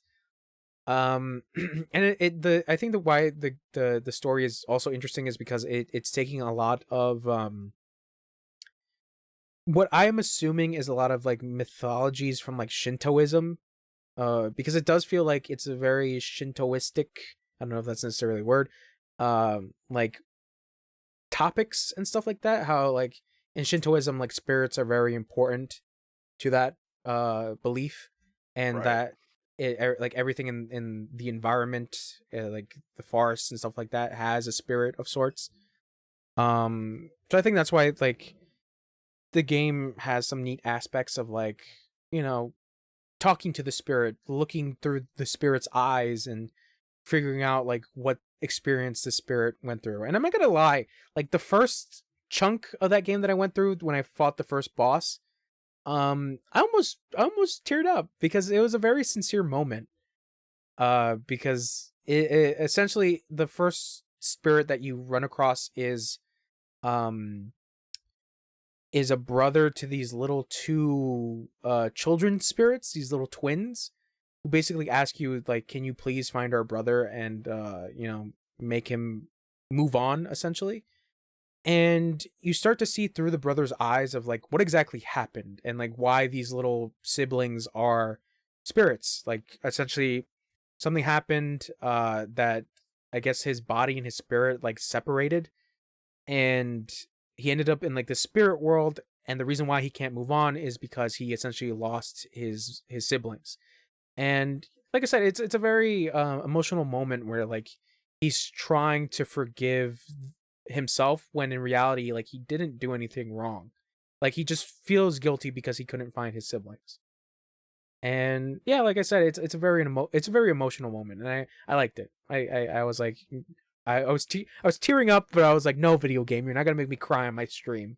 Oh yeah, I can feel that. I mean, there's tons of games that have made me emotional. Yeah.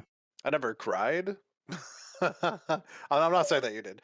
I'm just like I've never actually physically emotional except for angry. Oh, And okay. that's only PvP. That Like reminds me. I got a question to ask, but I think we're gonna leave it at the end because that's also another thing about the podcast is it's like hopefully other people can watch it, and I'm want to set up an email for people to ask questions about certain things, or maybe on the Discord, but just like video game related questions. mhm. But like I said, I think this is a question that I'll leave towards the end. Um, so yeah, other than that, I haven't really been playing that many video games. Just watching movies and TV shows. Yeah, Um, yeah, even though like I have a fucking back catalog of video games I still have to complete. Like I was getting into my 3DS for a little bit, and I just put it down again. And I gotta pick up some games before the eShop closes. that's fair. Yeah. All right. So with that, I guess that's it for our weeks. Do you need to take a break or anything? Anything like that? I'm good. Okay. All right. So I guess we can head into the news. So there's a couple things I just want to talk about. A lot of the stuff on the news side of video games hasn't been too crazy. I think the biggest one that we can both talk about as being both Sony fanboys, uh, uh, is that PlayStation has released their new subscription plan, called PlayStation. Well, it's PlayStation Plus, but it's like different tiers of subscription plans. So you got PlayStation Plus Essential, then PlayStation Plus Extra, and then PlayStation Plus Premium. So before you dive deeper into it, Mhm. have you seen anything that people have said about the tier list names? Like, Like they could have gave it a better naming convention. oh yeah, Like, Like yeah, people were saying, like, why didn't you go with bronze, silver, and gold? yeah. I was That like, would have yeah, been why that not? would have been way better. Now we got this stupid fucking subscription naming convention where it's just like PlayStation Plus Extra Max Ultimate shit your pants tier. It's like, no, just give it a simple name, because Yeah. because even then PlayStation Plus Essential, Extra, and Premium. Even then, like if you were to shorten it, you got PPE, then you got PPE, and then you got PPP. Yeah. Like, I really think between premium and plus extra, Mhm. I think those two should have just been combined. Yeah, I think, okay, you know what? Let me ask you this. What is your thoughts on this subscription plan? Mm, I think that I think it's an okay idea. Mhm. So as far as the benefits go, Mhm. getting from the PlayStation Plus extra, for $100 a year, you're getting 400, which has a like asterisk next to it, meaning maybe, maybe not. Yeah, I'm maybe assuming, more or less, or yeah. maybe a little more. And this is a mixture of PS4 and PS5 games. Um, Mhm. it says that it's including blockbuster hits from their PlayStation Studio catalog and third-party partners. But as you know, I know, Mhm. it's does not include day one uh, PS5 games, or I guess technically PS4 games, because I don't know if any more PS4 games are coming New out. Yeah, newer games. God of War Ragnarok technically. Right, basically like that big one that everyone's Mhm. gonna want. Um, I mean, it's a lot of games, so for $100, like Yeah. yearly, to play all those games, Mhm. I think it's fine. I definitely don't think that this is better than Xbox. Okay, yeah, I agree with you on that standpoint. So I think to give it a little bit more context, PlayStation Plus Essentials, the bottom tier, is $60 a year, um, which is currently what you pay yearly for PlayStation Plus. But what does it come with? It comes with 2 monthly downloadable games, so it's essentially just regular PlayStation Plus. Discounts, cloud storage for save games, online multiplayer. Yeah, it's basically just regular PSN um shit, your PSN subscription. Then you got Plus, the where you list it off. You get the 400 games, um, which is $100 yearly, and then Premium. I think this is where Premium I don't like it, because of the fact that it's, to read the the bullet points of this, is that it provides everything from the previous tiers, and it adds 340 additional games. That includes PS3 games and PS2, PS1, PSP games. But through their streaming service, which is PlayStation Now. And I think this is where I felt like, come on, really? Through this? That you're gonna, and they're charging, it's like 120 yearly for old games that for some reason they can't put it on the console, but they rather put it on their cloud service, which doesn't make any sense to me. I never bought PS Now because it didn't really interest me, especially with the streaming aspect of it, because this is coming from me, a person that doesn't really, it has like okay internet. Now I have a little bit better internet, but like even then my internet is like iffy at times. So to have a subscription service that's like, oh, if you want to play the nostalgia shit, you got to have good streaming. So yeah, I would rather have it in the sense of just let me buy it. That's it. Just let me buy it, download it. Let's call it a day. And I really dislike, if you know me, I really dislike companies trying to profit from your nostalgia, and this is what a lot of video game companies do, specifically Nintendo and now Sony. And it feels shitty. I feel like the third tier of PlayStation, a PlayStation Plus, is bad. I don't think it's I don't think it's good. I think overall I'd probably go for tier 2. Yeah, because you're playing the new stuff. I get it. Yeah, somewhat new stuff. I honestly don't know exactly what I wanted from Sony. I think what I ideally wanted was an actual straight up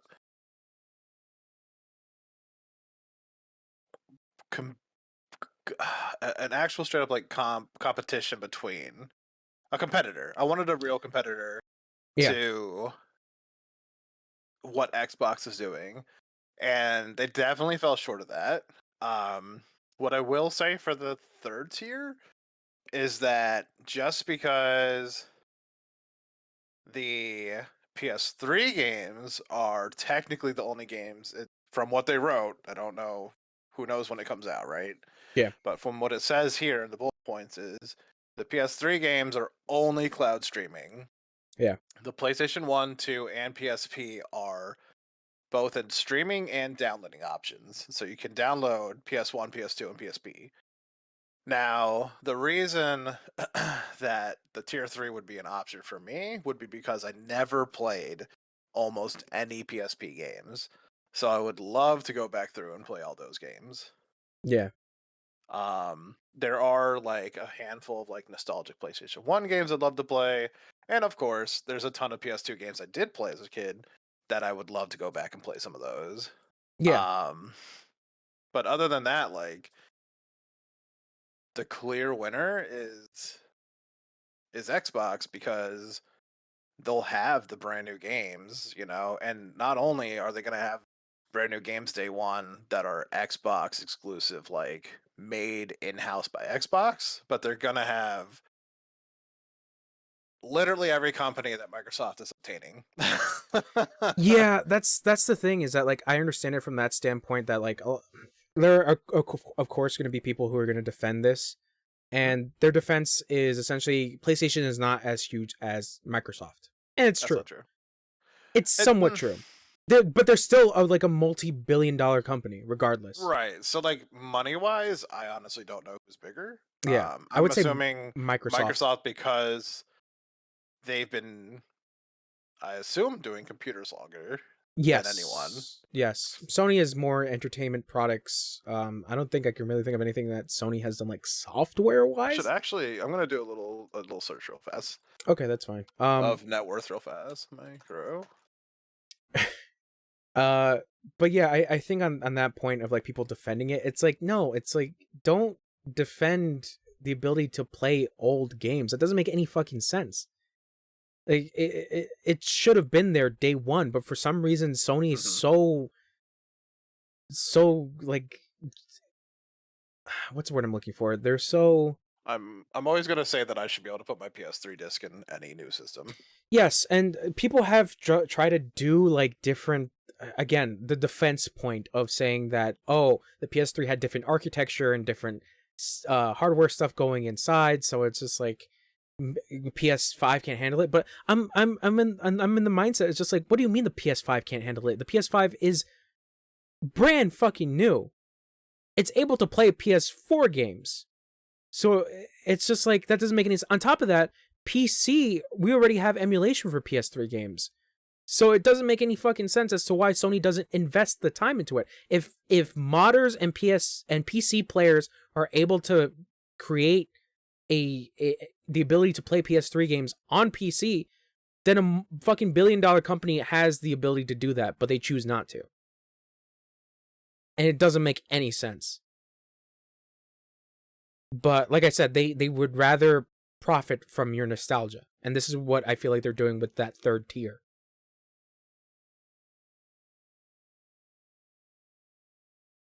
I don't know if you're still there. They're pretty close, man. Okay. So, they're still good close. So Microsoft's about 456 billion, and if we're combining what it looks like net income, total assets, and total equity for Sony, it's close to 450. It's 5. It's about 400, like even for Billion? Sony. Billion? Yep. Oh wow. Yeah. That's what I'm saying. Is that like, this doesn't make any fucking sense. And this goes into the whole thing about Jim Ryan. This was something that I was like, you know what, let's forget about this, because this was a topic that I brought up, but I don't think I found the right link. I don't like Jim Ryan. I think I could say that from a person that enjoys video games. I don't like his mindset for it. I think he might be a good businessman, because obviously he's going to try to profit from this. But for like cataloging and having a good library of stuff, he's coming off with the Nintendo ideal of video games, because Nintendo doesn't do this. Like, the only way to play old Nintendo games on Switch is through their service plan. And I feel like that's where he got the idea from as well. And then that was the whole debacle of PlayStation taking off PS1 and PS2 games off the PS3 PSN store. You remember that? Say it again? Do you remember that there was a whole article that came out saying that PS1 and PS2 games off the PS3 PSN store was going to be delisted? No. So there was a report that Sony was going to do that. And then the backlash was that people were like, don't fucking do this. You're getting rid of multiple games that are going to be impossible to download, let alone if you were to buy it physically, are super expensive. So it's like, would you rather pay $9 digitally for an old PS2 game, or would you rather pay fucking $100+ for a physical version of that game? And exactly, that's what I'm saying. But Sony didn't see that. But like I said, because of the backlash, Sony was like, all right, we're going to shut it down next year. So even then, oh no, they didn't say when they were going to shut it down. They said that they do have plans on shutting it down eventually. And when the announcement of this subscription plan was said and what it might hold, people were like, now that like shutdown idea makes sense now, because that's what their intentions were that, right, let's put this on this new subscription plan so we can make more money from that, rather than just selling it to the consumer. And it doesn't make any fucking sense. Just I want to buy the game. I don't want to pay a subscription service to play an old PS2 game. I'd rather just buy it digitally and call it a day. But I like I said, I don't know. And that's what I'm saying, is that like the third tier, the premium, is terrible. I think it's not good.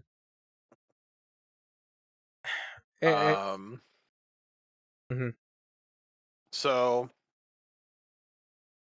I did do the free week for PS Now. I have really good internet, Mhm. and it was so unbearable to play games on it. That's Um, amazing.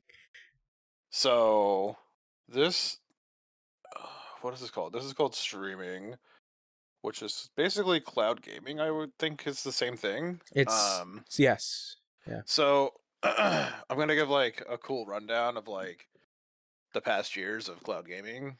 Mhm. Um, I don't remember every single name, so I'm just gonna like generalize it. But like, there was a company. Uh, oh man, I can't remember the names. The- Nvidia, I think. They did cloud gaming yes, for for their Shield. yeah, the Nvidia Shield. But like So, even now like Nvidia has like the 3090 Ti or 3090 streaming mhm. where you can play games off like a cloud server using a 3090. So I don't know about that, Uh, but I know that the Shield was like they did it and then it failed. yeah, Um, technical in the marketing sense it did fail. there were two other things I can't remember the names right now, but they also did the same thing and it failed. I mean Um, currently we had Google Stadia and then we had now Amazon's mhm. trying to push Luna. So I was gonna say,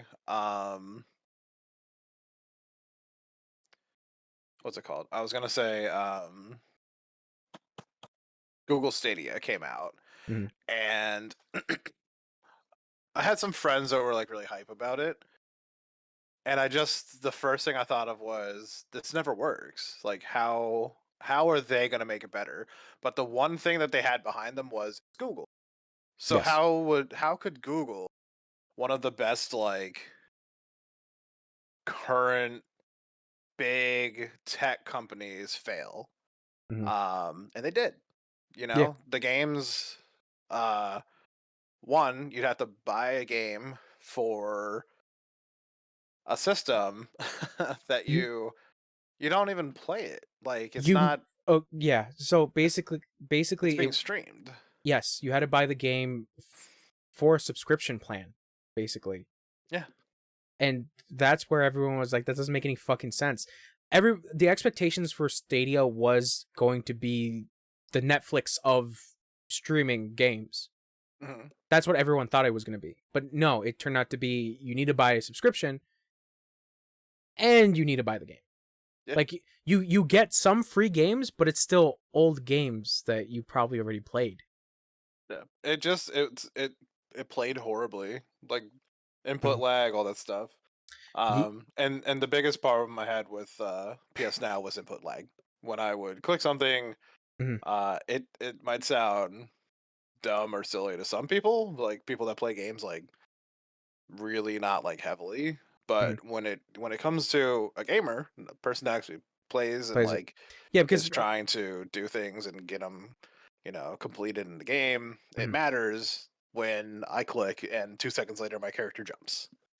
Yeah, I would say me and you are both not necessarily casuals, like we're both pretty into video games. No, And yeah, yeah, for sure. we play sometimes competitive games as well. So to have input latency for competitive games is a death sentence Yep. essentially. Like fighting games is a perfect example of that. If your if your input latency with fighting games is so significant, it's an automatic loss. That's what it is. And for shooters, like I would assume, like Destiny, when you're playing, you know, with against other people, it's like you have no way of actually like actually fighting against the enemy. Like you have no chance. Mm. Yeah, I definitely in PvP games, you mhm. can't have anything that's input lag related, and if you do, it's got to be minimum. Especially fighting games is like probably peak gameplay. You cannot have lag. Yeah, because of the inputs and shit like that for specific combos and moves.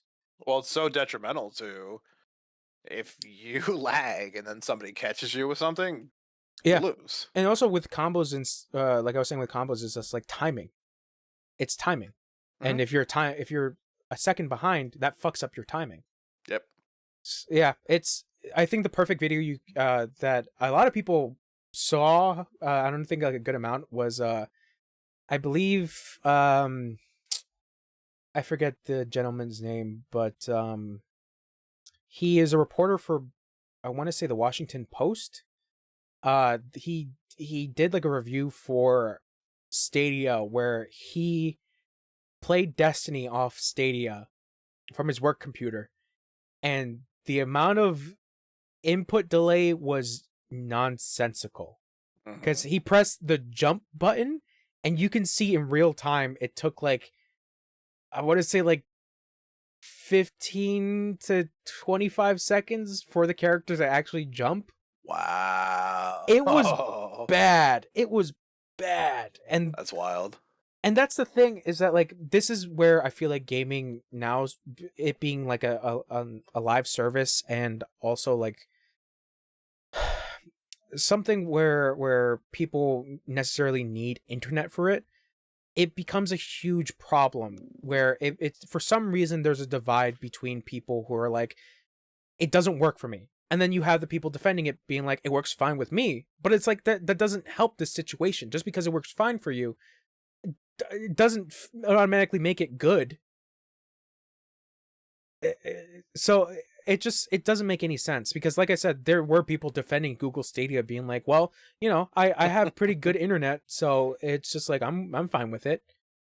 Yeah, and I think those are more so the people that haven't played it yet. Because there was a lot of talk about that there were different stages of tiers that you could get, and it was all dependent on how your internet speed was. And the truth is, again, I have top of the line internet. I could literally play their fastest thing, maybe not their fastest or whatever, but definitely close enough to it. And when I played it, I would push a button, and like for me, I didn't have 25-second lag for jumping, but it did take 3 seconds, and that's still immersion lost, Yeah, that's what I'm and saying, that's is that big for when you're playing a game. yeah, like for us, I guess us gamers, I think I think the appeal with the cloud streaming gaming was meant for casual people who can't really discern, is this 60 FPS or 45 FPS, and what is input latency. Like it was obviously made for the casual player, but even then, man, it's just like I to feel like have they'd still have a problem with it too. I feel like that too. I feel like you can't really write that off and being like, well, the casual consumer is not going to notice it. But it's like, but it's so noticeable. Especially like I don't know. It's one of those things where it's just dependent on the person. If they're like, you know what? Yeah, I can see the delay with when I press the button. Or if someone's just like, I don't really care. I'm just having fun. And it's like, okay, I guess. It's your money. But yeah, I think back to the whole PlayStation Now stuff is just like, I didn't, like I said, I didn't really go into it because even then I looked on like forums and shit for PS Now, and it's like everyone, like the majority of people were like, it's not great. No. It's not great. I mean, what do you think the total consensus is going to be? Like, yay or nay? For this, there already is backlash from non-consumers, from non-casuals. Like, people already said that we should not be paying more to play older games, specifically PS3 games, through cloud streaming specifically. Nope. It doesn't make any sense. Like, essentially, you have to pay more to play older stuff. That's what this whole subscription plan is. And it's stupid. It's incredibly stupid. I really think they should have flipped it. It should have been, the older games should have been on the cheaper side, and for streaming, because nobody wants to stream those games, so let's be real. And the 400 PS4 and PS5 games should have been on the higher end. So that is the thing. Like, for the, I think for the free stuff for the PS4 and the PS5 games, I think Returnal's on that list. That was something I wanted to mention before. Returnal's on that list. Okay, yeah, it's here. At launch, we plan to include titles such as Death Stranding, God of War, specifically 2018, Marvel Spider-Man Miles Morales, Mortal Kombat 11, and Returnal. So those are going to be the free games for the extra. And real quick on top of that, Mhm. I think I closed out the thing. I would like to just point out that God of War is part of the PS5 collection, so you wouldn't even need the subscription. But Um, I think they're planning on taking that off though, because they plan on migrating this to that new subscription plan. so I don't think so. We're not taking it off. I think they're planning on migrating it regardless. So it's still going to be up. So the PS Plus collection, I just want to see what games are in here real quick.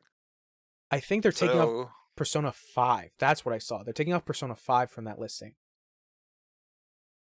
no, right. I'm just saying for like people that like Mhm. don't like if you wanted God of War, you wouldn't need this. If you wanted, I mean, Mortal Kombat X is on this, not 11, but I thought it's 11. yeah. No, on On the the current PS5 listing. collection. Yeah, currently. Okay. You know, and honestly, if you haven't taken it, download all these games, or at least put them in your library, Yeah. because almost every game on there is worth playing at least once. Like Monster Hunter. It's okay game, sure. Yeah, no, that's what I'm okay. I'm interested to see what is the 400 asterisk games that are going to be in the extra tier.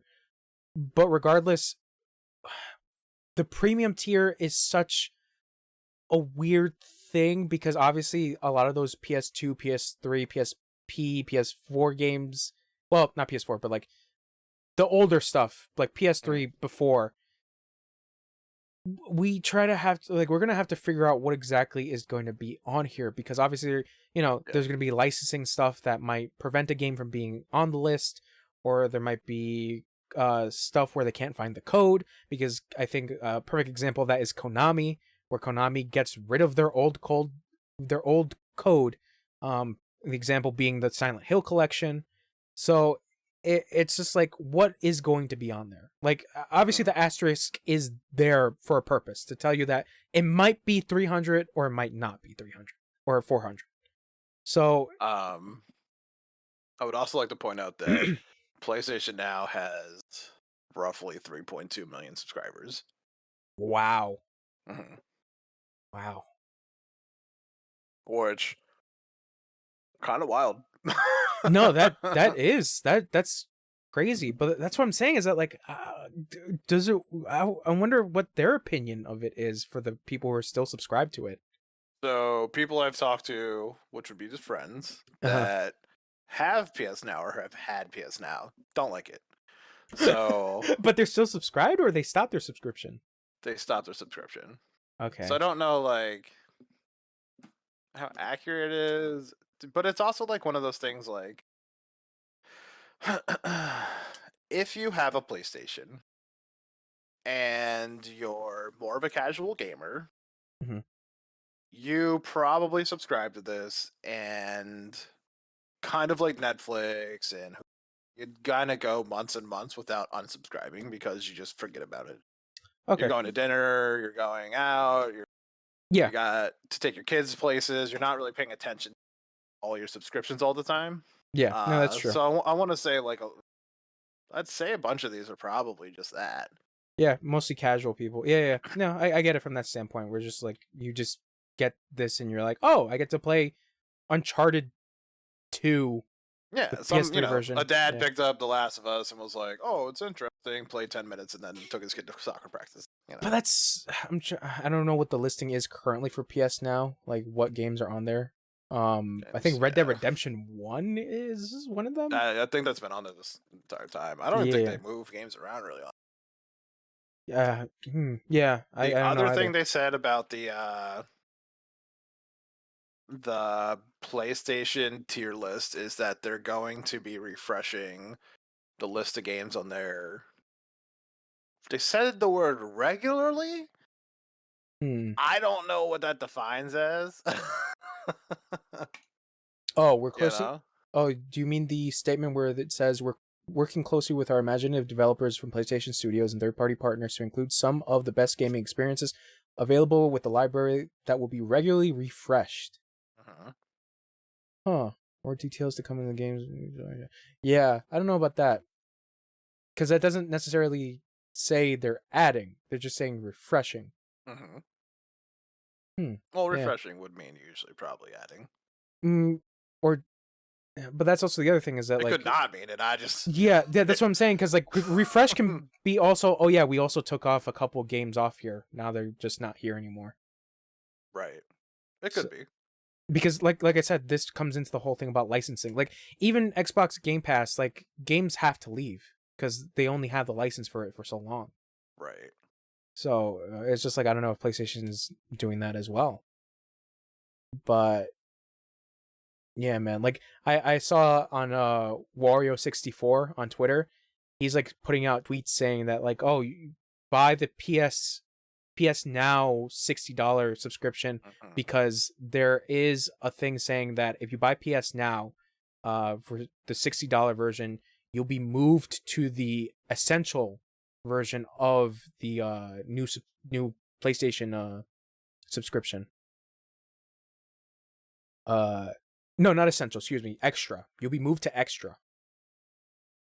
So it's just like I'm glad that he's trying to save you more money, but it's just like damn, man, it's like this is where we've gotten to. Where we have to use So yeah, I want to find that tweet. on PS Now, it looks like they have roughly at least like 900 games. Mm-hmm. Maybe closer to like 700. Okay. Yeah. I don't know, man. I think overall I'm not a fan of it. No, yeah, I don't. I just the problem really is just like I would probably rather go buy an Xbox, get the Xbox Pass, and play the new games. That's it. Yeah, so I think going back to the topic of Jim Ryan, there was a statement from him saying that the reason why this subscription plan, specifically if you're paying for premium, is not going to have day one release. Basically what he was saying was that he doesn't feel like it to put a game out for free day one essentially devalues the game itself. And it's just like does it though? I mean, he's talking specifically about like first party stuff. So it's not like we're going to see God of War Ragnarok day one free for premium holders. So, Right, but you see Halo day one for free on Xbox. but You know, that's what I'm saying as well. It's just like, but you know, Microsoft is able to do this with their first right? party with their first party stuff, and it's Well, just the like wonder is that sustainable? I don't know, man. Like this is the weird thing. Like, does their subscription service really make them more money for Xbox? Because if it's working, then yeah, fuck it. Like in the sense that like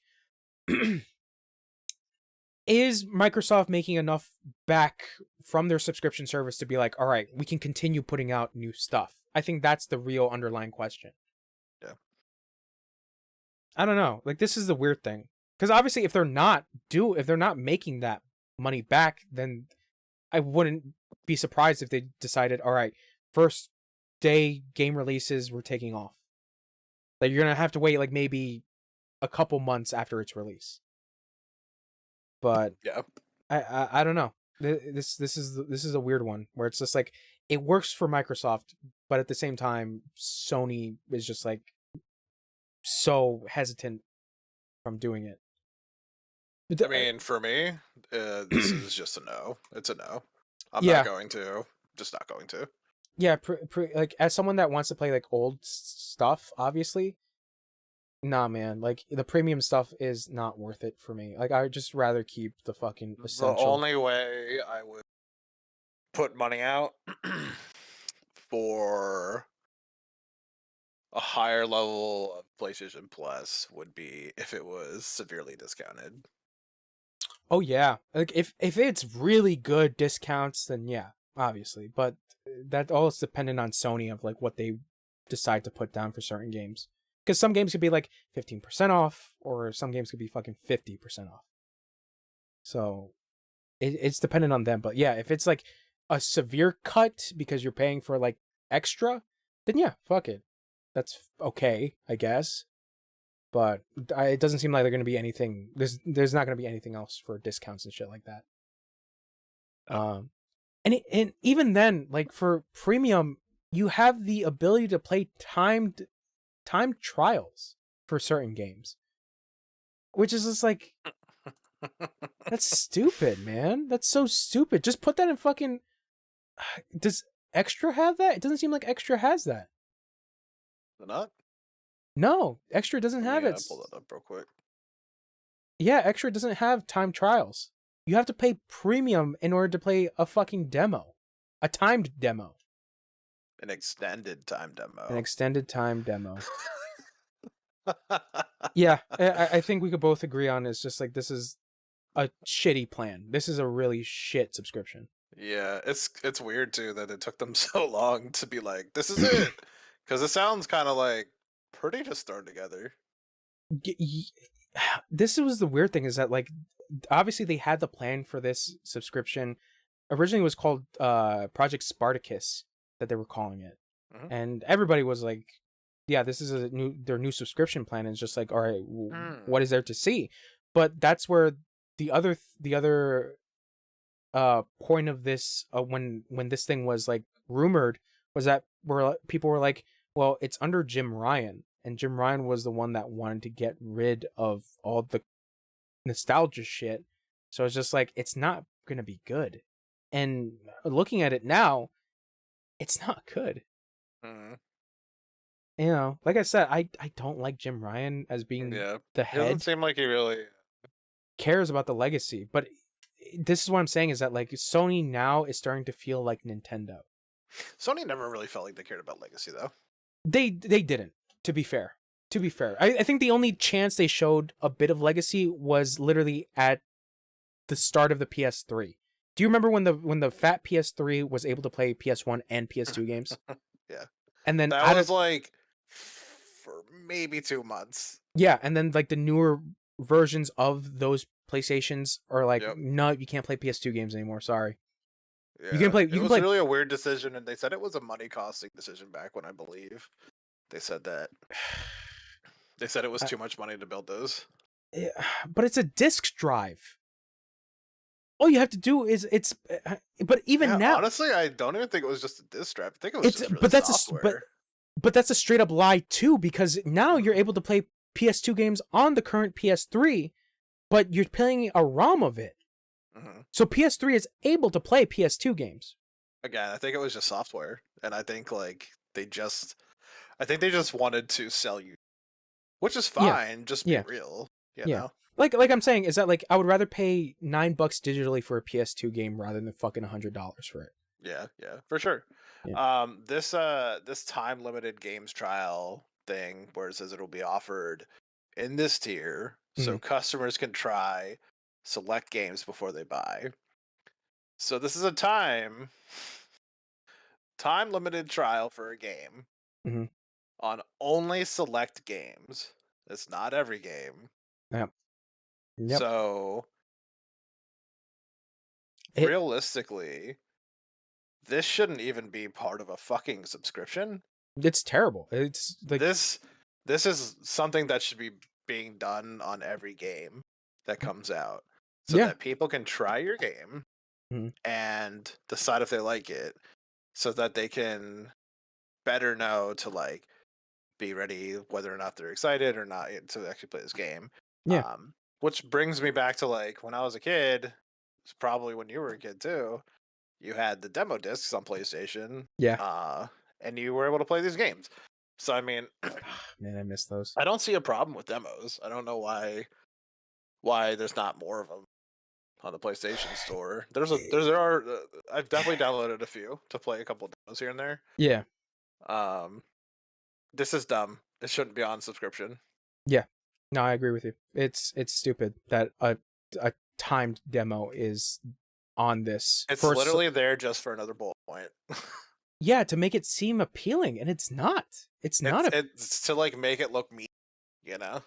Yeah, because like if you actually look at the PlayStation blog list, like you can see like some of the bullet points for like essential and extra is just like it's minuscule, and then you get to premium, and it's just this whole listing, but it's not even good stuff on there. Like yeah, it's not. It's one of the worst subscription plans I've seen for video games in a while, and this is coming off Nintendo doing their what is it, their other plan where you can play now. Oh, the expansion pack, where for 64 games and Sega Genesis games you have to pay extra for the cloud service that they have for the Switch.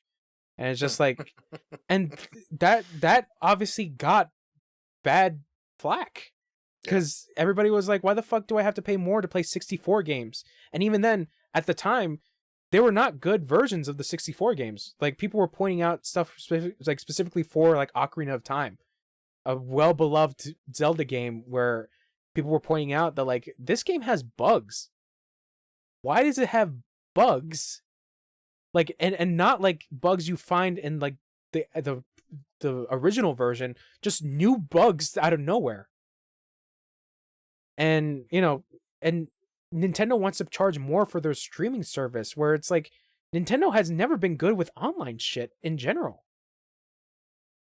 And like we the whole thing about legacy, Nintendo gives no fucks about their legacy. No fucks. Look at the eShop. eShop's gonna fucking close down for good on 3DS and Wii U. But yeah, man, I don't know. I don't know. All I say, like, I put this on my Twitter, but like, as a Sony fan, I can definitely say, fuck Sony. As someone that grew up with the PlayStation 1, grew up mostly with PlayStation 2, bought his own PS3, I can say, fuck Sony. Because this is the worst. This is absolutely the fucking worst. I truly think, coming through like this whole thing with like the streaming service they want to do, or not streaming service, but subscription. The subscription services they want to do. I really think I'm just like here for the few games that I'll see this year, which would be God of War. Yeah. Maybe Harry Potter. And probably the new Call of Duty. Other than that, everything else is on PC that I'll just play. That are third-party games that are just going to be not linked to Sony. It's I can buy it on Xbox, I can buy it on PC, or I can buy it on PlayStation. I'll just go on PC. Yeah. And again, like, next generation, it might just be Xbox time. It might. I don't know. The Xbox Series XX. Yeah, man. Triple X. Yeah, triple X, triple XL.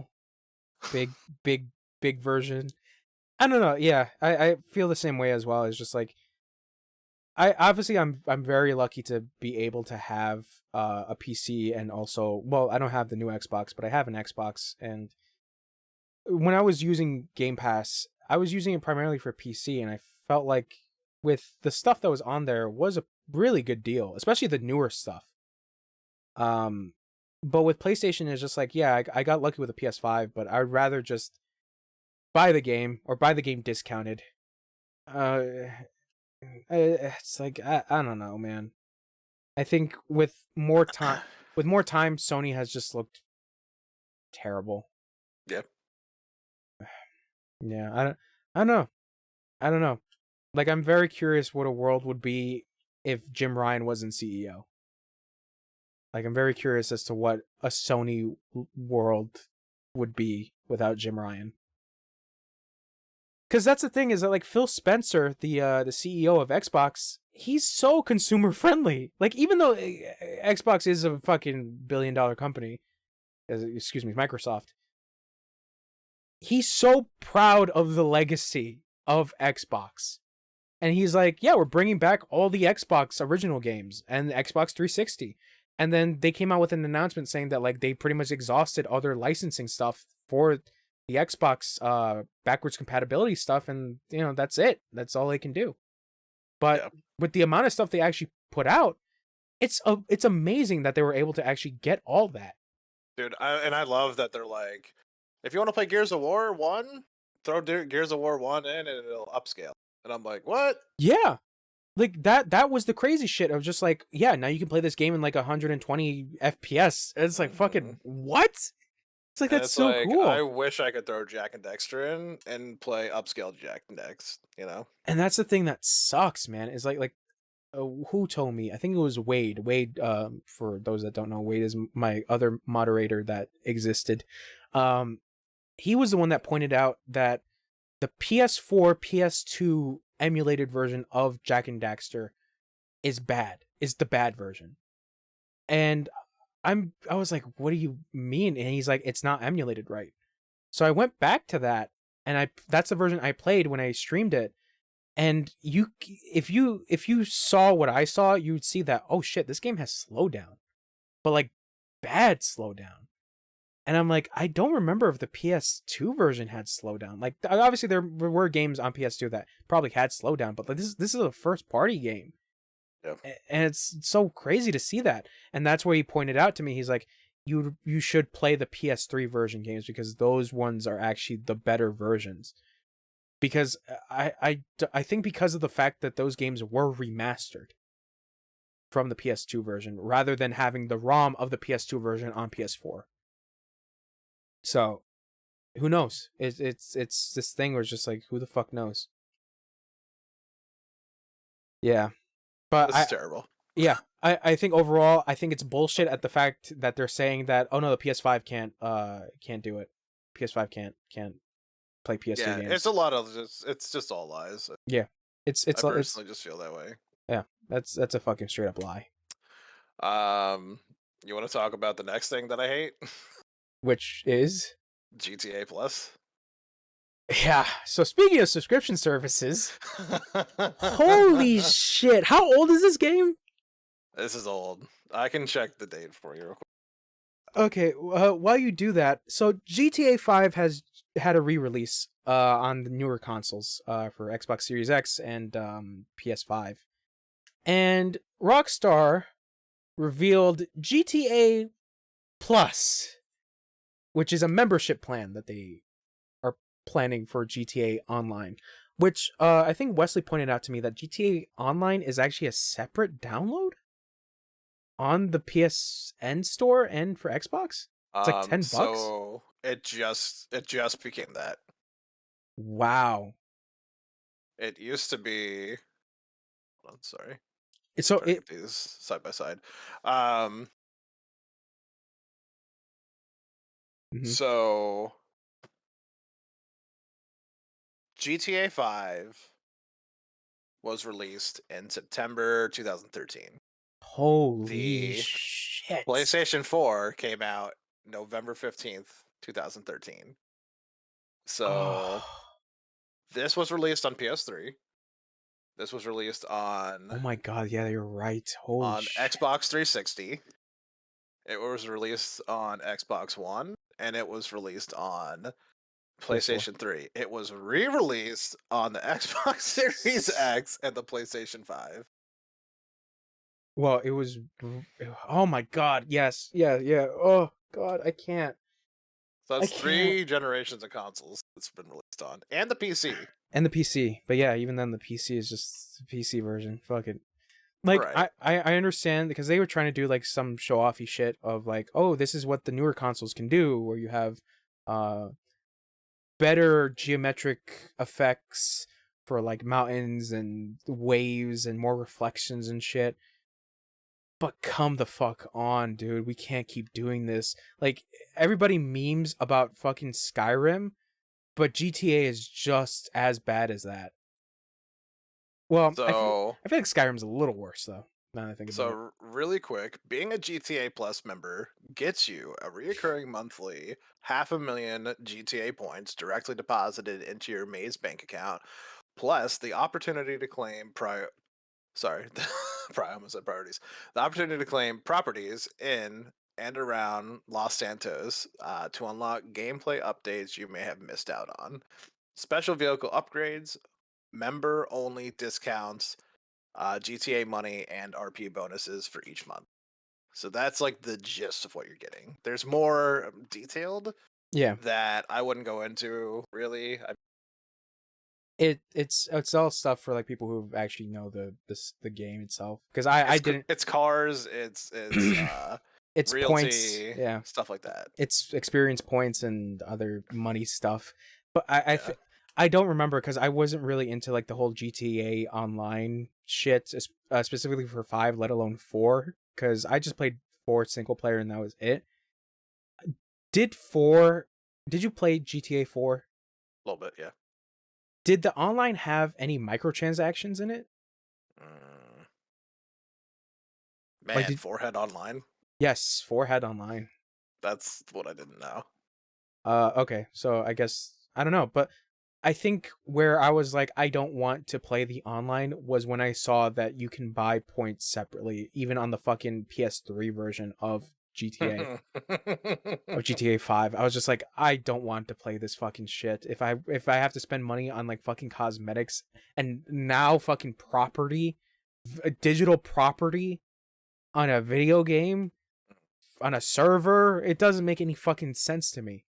So there's two takes I have on this. Mhm. It's if this is gonna go away, if GTA Online is dead with GTA 5, which I don't think it is, it's not worth it. It would have been worth having this GTA Plus when you were first playing GTA Online slash GTA 5 Mhm. the first time through, to get all this money. But a lot of players that have been playing already have their houses built, not built, but like bought. They already Yeah, have the cars they want. they already have everything established essentially. Right. They have everything established. Um, but the other side of this, so if that's it, right? That if you already have all your stuff established, fuck this. There's no reason for this. You don't need it. Um, Mhm.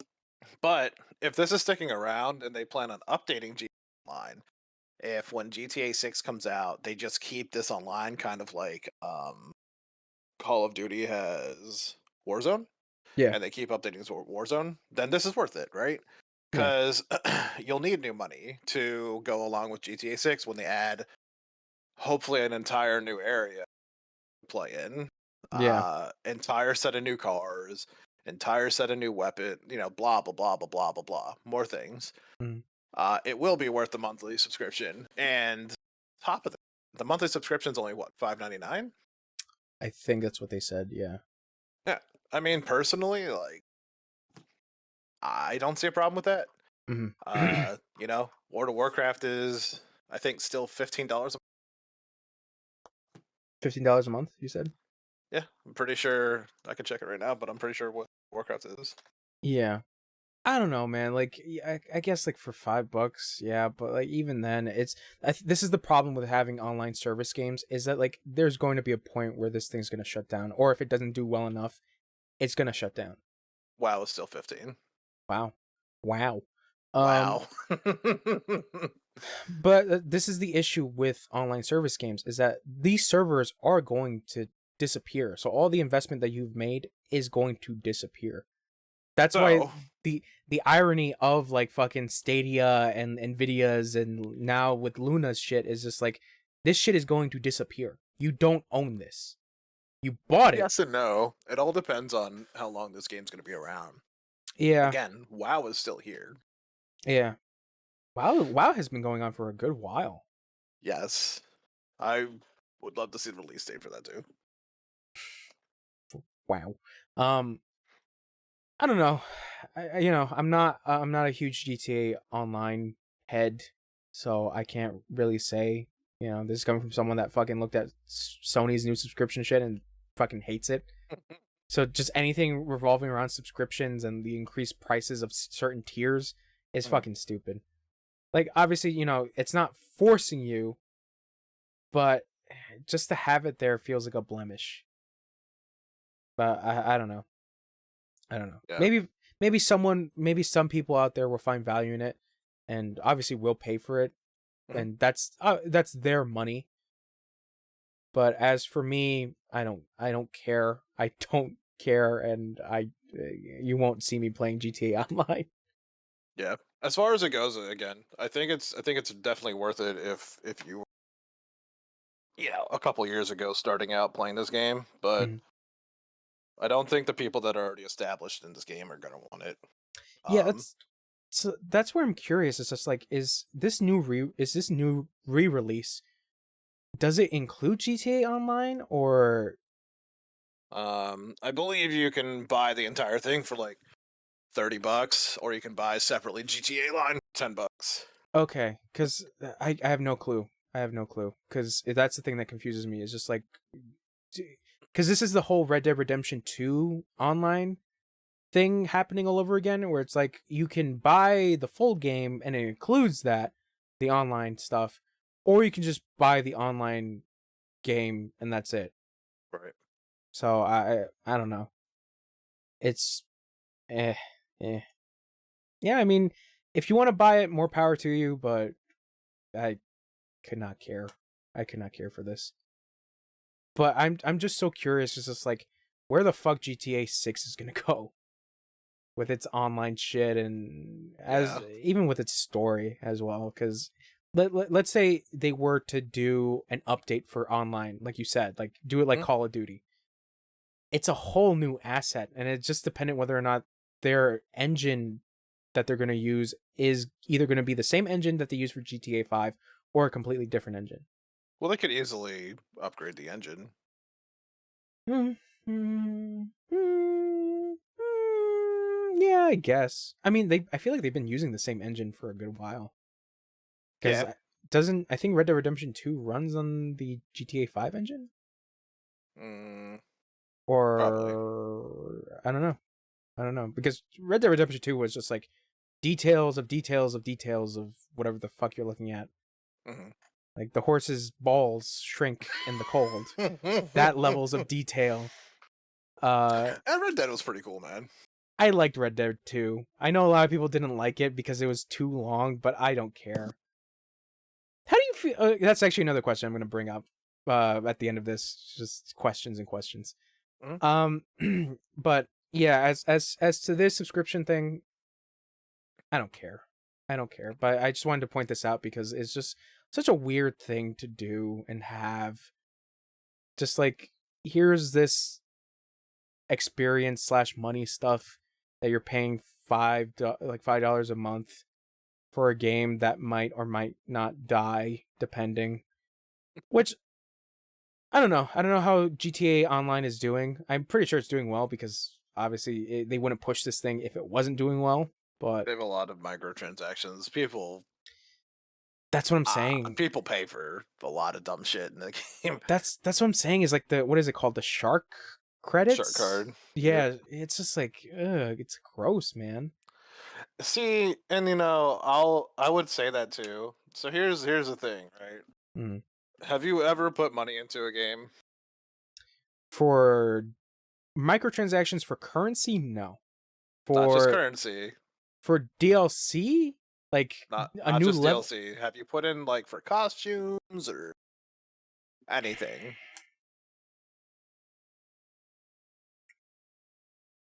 That depends because I'm trying to think because Devil May an example of that is like Devil May Cry 5. Devil May Cry 5 is weird Mhm. because it has purchases for costumes, but you can unlock them in Have you game. been playing a live service game ever?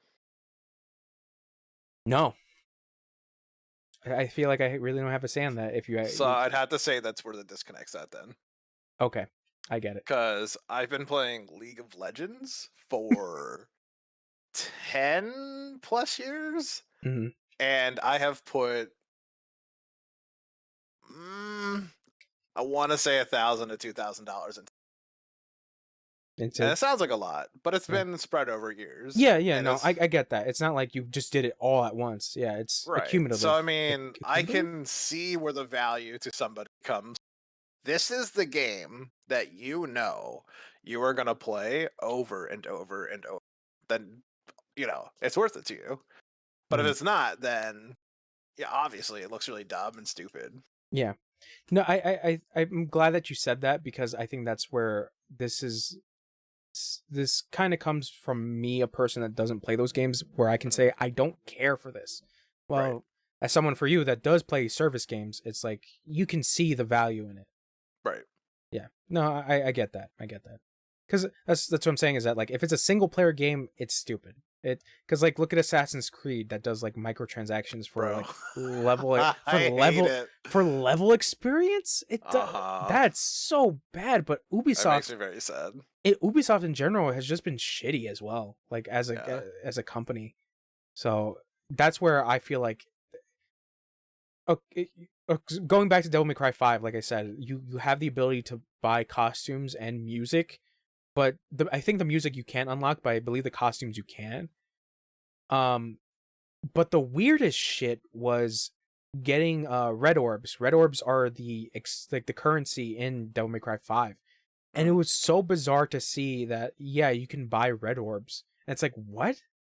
It's a single player game.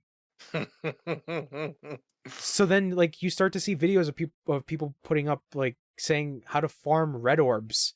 And I'm like, "Oh." And it starts to make sense, where it's like that's one of the grimiest shit about DMC5. And I love that game. I fucking love DMC5. Yeah, it was a good game. And it's so grimy that it's just like you're going to have to grind for the red orbs. But if you don't want to do that, you can spend money over here and Hmm. get your new move that you want to pay with your red orbs. I think when single player games do that for like currency or experience, I think that's shitty. When I it comes think if to, you're a AAA game, you shouldn't be doing that. yeah, definitely not. Definitely not. And I think this is where a lot of people are like, why the fuck are you doing this, Rockstar? But like you said, it's the online service experience that some people enjoy and find value in it. That, these are for the people who are into it. Yeah, yeah. But I just want this to stop. Like I want this like currency microtransaction shit to stop. Yeah. But you know what else is stopping? Segueing into a different topic, away from Oh yeah, subscriptions and baby. shit. You know what else has been stopped? E3 2022. Oh, I forgot about this one. E3, well, E3 was canceled last year. COVID, and They I think they canceled the did an year. online one, did they? Yes, and I think it was canceled the year before, when COVID in 2020, when COVID Yeah. was at its highest. But an official statement came out from the ESA saying that they're not going to do one this year. They want to do one next year, but because of, Omicron, and people have forgotten that Omicron still exists. Mm. Yeah, ESA is like, nah, we're not doing this. We're not taking that risk. Which is funny, because Gamescom and Tokyo Game Show are still happening. So I don't know if that might change in in a couple months, but yeah, I don't know. E3 was, I feel like E3 has lost its luster over the years. I think now, I agree. especially like with, after quarantine, when a lot of like video game studios were already having their own presentations, it's just like, then there's really no point for E3. Yeah. So, it's unfortunate. There was a dream of mine where I wanted to go visit an E3 and just see what was there. Yep. But, now it's just like not worth it. It really isn't. Especially if you go there, get COVID, and it's just like I'm with a bunch of other sweaty dudes in here. And it's just like it's not worth it. So, yeah, I think now with everything being online, it's just like, fuck it. I'll just watch a YouTube video of what was presented. Yeah, I don't particularly have a deep connection to E3, except for when I was younger, Mhm. when it was more so a time where you had to watch on TV. It was the only way to kind of get.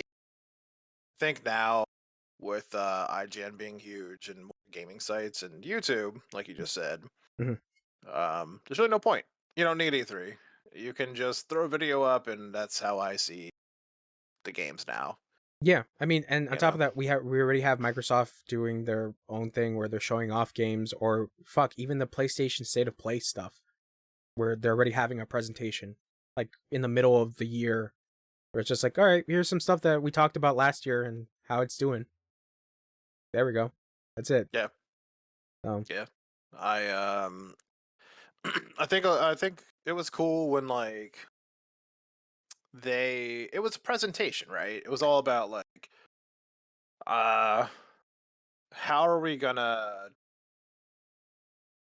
how are we gonna express how great this game is on a stage in front of a bunch of people? yeah. And I don't think you really need that. I don't need Jim Ryan or Phil Spencer coming out on stage and being awkward, because a lot of the time these guys are really awkward. Yeah, that's just, Um yeah, I don't need a random game developer to come out and talk to me. make it Um awkward.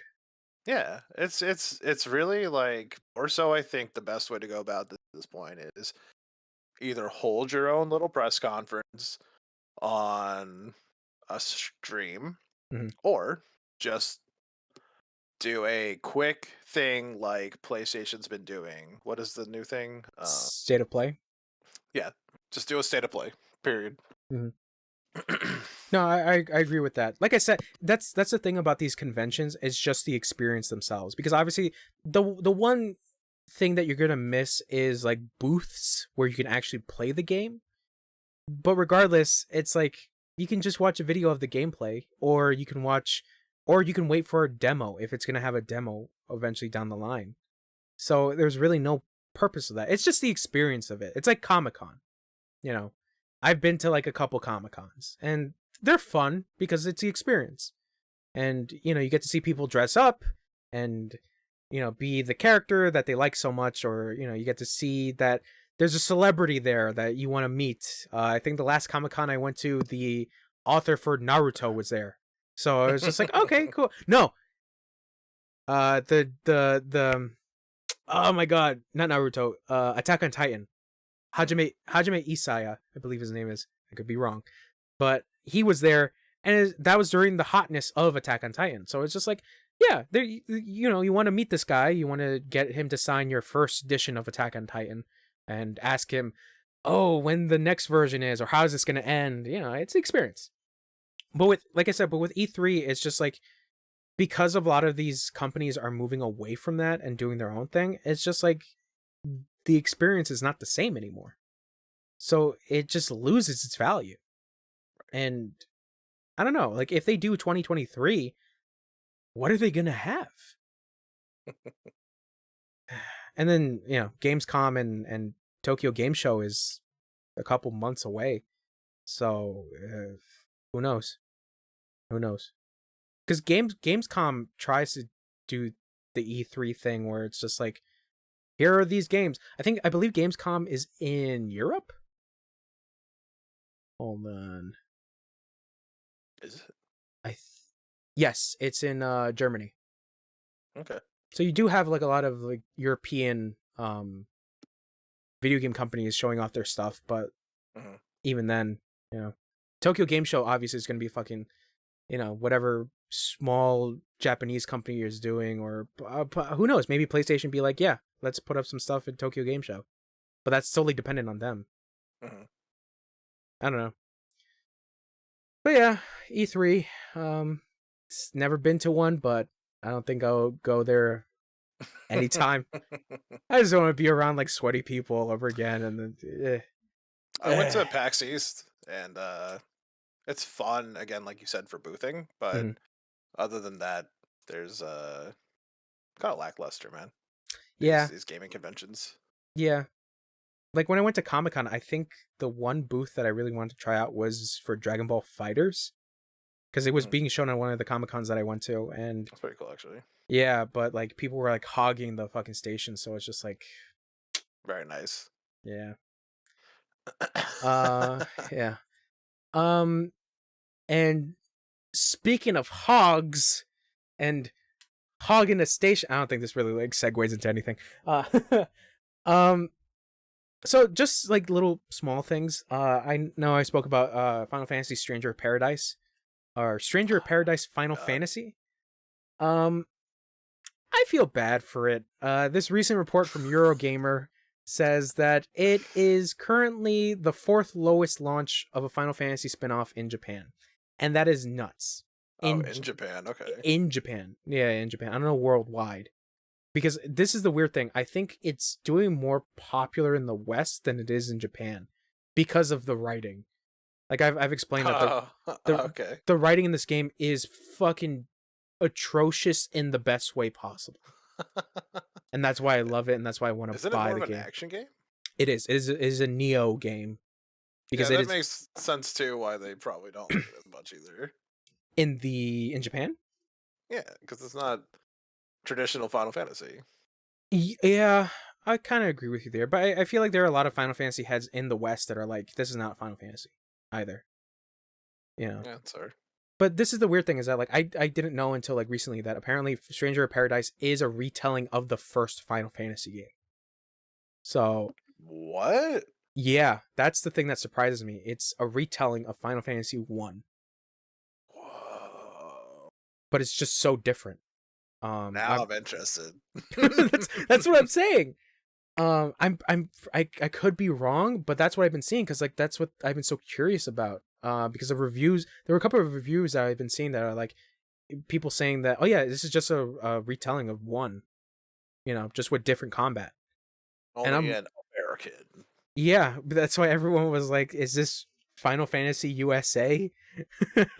Because of like your main character being this it's not a buzz cut, but like it's short hair, almost buzz cut look, and he's very gruff. So it's like, is he just an American dude?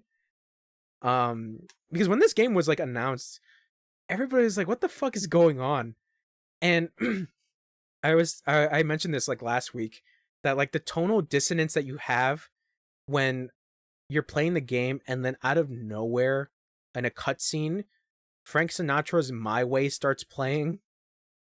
And it's like, what the fuck is going on? Good. It's like, what the fuck is going on? And this game is so memeable. And this is where I feel like everybody in the West is just like, is this legit? Like the way you're writing it? Like, or is this going to be like some kind of turning point in the game where it's just like, it knows that it's goofy enough? But what I've seen from the developer standpoint is just like, oh, they were not expecting people to like think that the writing is bad. And it's just like, what? What are you talking about? Because like your main character is a gruff dude. Your main character, Jack. He's been memed so many times. Like you can find so many memes about this game where he's interacting with a character and the character's like, I don't believe chaos exists. And he just looks at them for like 10 seconds and just replies, bullshit. And then turns around and starts playing like fucking Limp Bizkit music. Like it's so weird. It's so weird. I have to say, have this game? No, I want to buy it. If you buy this, 1000% stream this. It's so stream content. Like it's so stream content worthy. Oh my god. That sounds amazing, actually. I know. That's why I'm putting this in the Discord where I'm so conflicted of like, do I spend the $60 on this game? Because it's like, but I'm like, I'm enjoying it so, because I played the demo. Okay. Play the demo. No. I'm just imagining bullshit. It's my way or that way. Play the demo. Play the demo. Okay. It's on PlayStation? Yes, it's on PS5. Okay. Play the demo, but this is also another caveat to the game. There are times where the game visually looks gross. Okay. Like there are some character models that for some reason look like it's from the PS3 era. or early PS4. Oh no. It's crazy because like there could be like really obviously you can this is the thing. You can see where the money went to in cutscenes, and then you could see where they kind of took off some of the money for some cutscenes.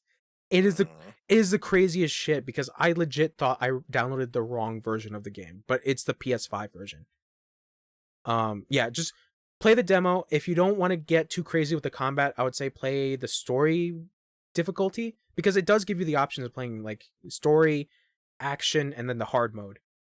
So yeah, I'm probably gonna have to buy this game. I think in general I'm probably gonna have to buy this game because it's so goofy, it's so weird. But yeah, it's unfortunate, like I said, that in Japan it's not doing so well, and you know, Final Fantasy is a fucking legacy game in Japan, so to see it not do well, and I don't know how well Neo did in Japan.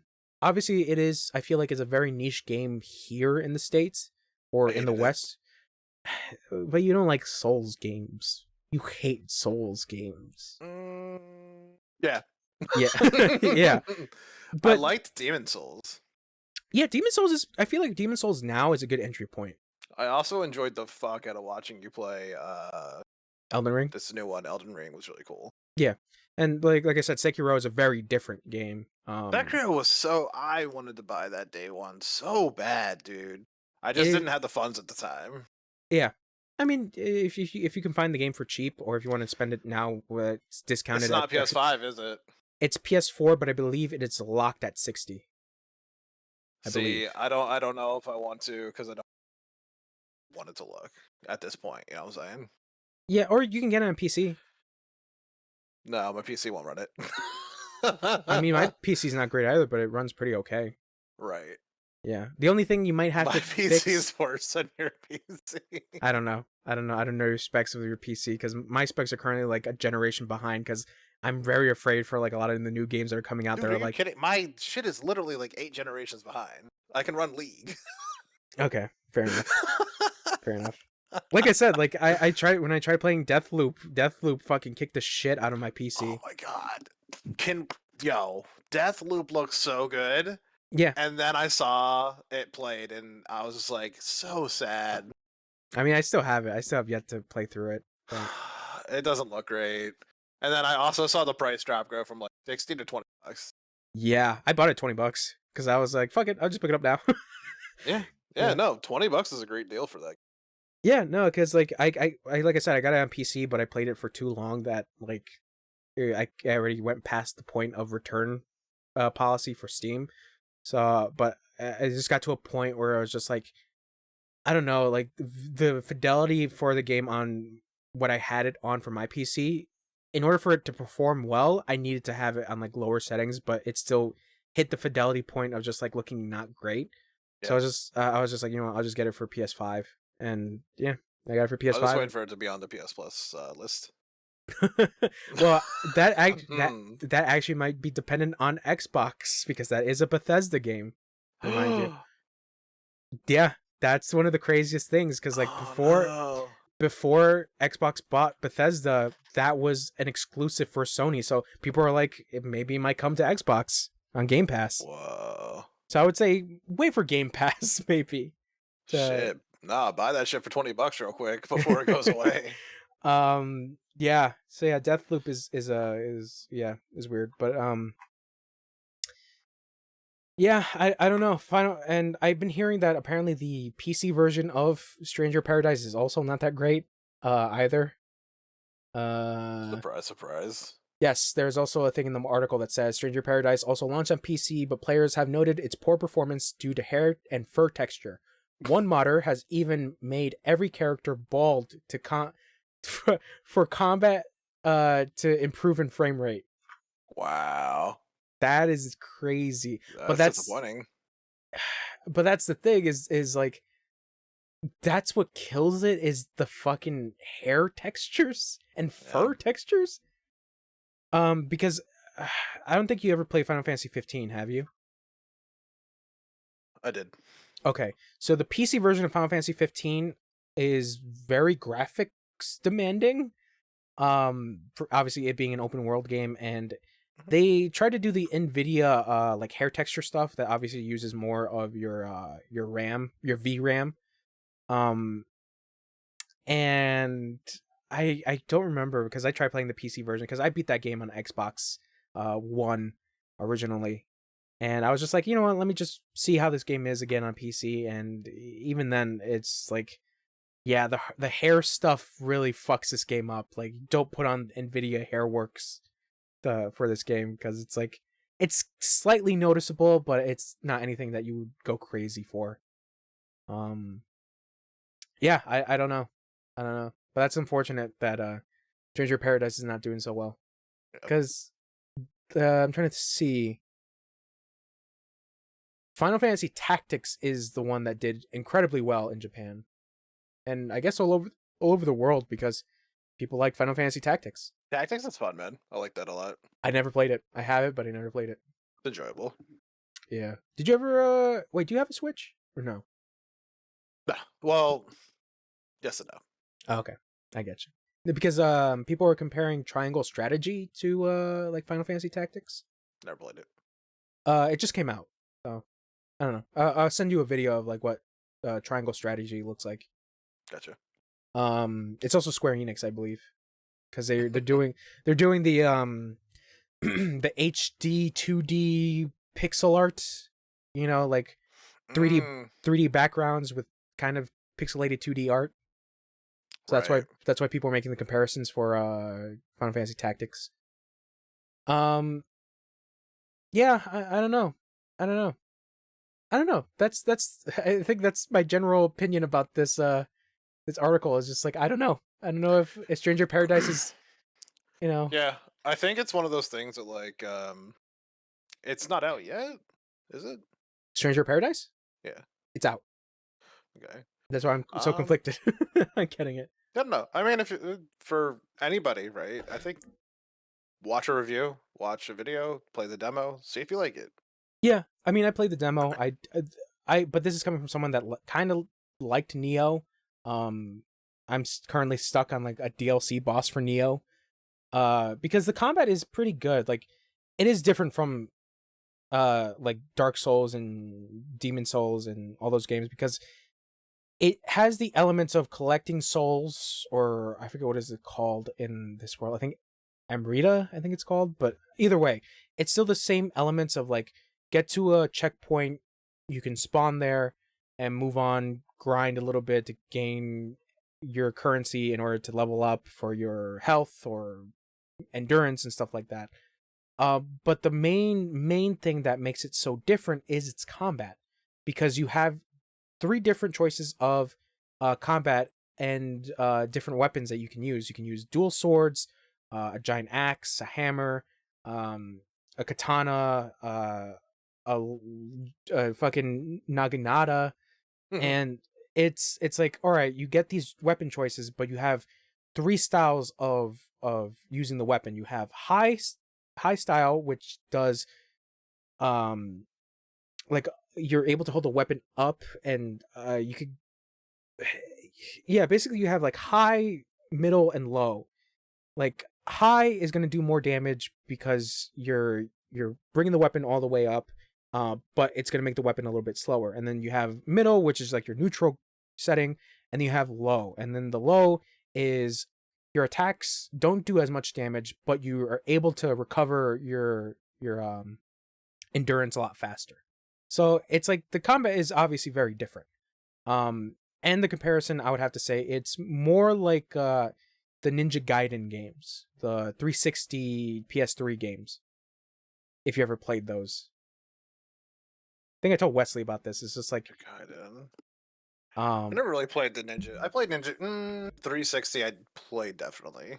Ninja Gaiden Black, I think it was called. Yeah. But yeah, I mentioned this to Wesley. It's just like its combat is very Ninja Gaiden like because of how fast it is. It's more like I feel like it's more aggressive than like Elden Ring or Bloodborne, and Bloodborne is pretty aggressive. Same thing with I would say Sekiro almost ish because of how fast you got to be, but you're not necessarily parrying dudes. You're trying to like break their guard essentially. I really want to try Stage of Paradise now. Download the demo. I think it's still up. I'm I'm going pretty sure. to. Okay, I'm pretty sure it's still up. Yeah. So disappointment for Japan. Excited for Chonch. Chonch is probably gonna get it at some point. The Jones boy. Yeah, but I think this is a little thing that I don't know if I was necessarily excited for. Moving to our next topic, Suicide Squad: Kill the Justice League has been delayed to spring 2023. Did you watch any of the gameplay for this? I think I watched the original trailer drop. That was at the Game Awards, right? Yeah, I think so. Okay. What do you think? I think it looks fun. Yeah, yeah. I mean, I don't know if like this was coming up from the popularity of the new Suicide Squad, because did that release same time this was announced? I don't remember. I think this came out after, or was announced after. Okay. But yeah, I mean, I don't We're really talking about Kill the Justice League, right? Yes. Yes. Let's see. Because I don't know Yeah, if like this game looks pretty fucking great. I mean the gameplay seems fun. It's obviously one of those co-op games that I feel like with a team of 4 would be a lot more fun because it seems so chaotic. But I don't know how like the single player aspect of it would be, but still, like I said, it still looks fun. Yeah, it's cool that you got to go kill the Justice League. I guess you got to kill the Supermans and the Batmans. But yeah, I don't know. I think this is the other thing is just like, do I really care that it's delayed? Not really. Sure. I mean, if it's gonna be delayed, I mean, I have a whole back catalog of shit I still gotta play. So yeah, if it's gotta be delayed, then fuck it. It's gotta be Yeah, delayed. and it's coming from Rocksteady and Warner Brothers.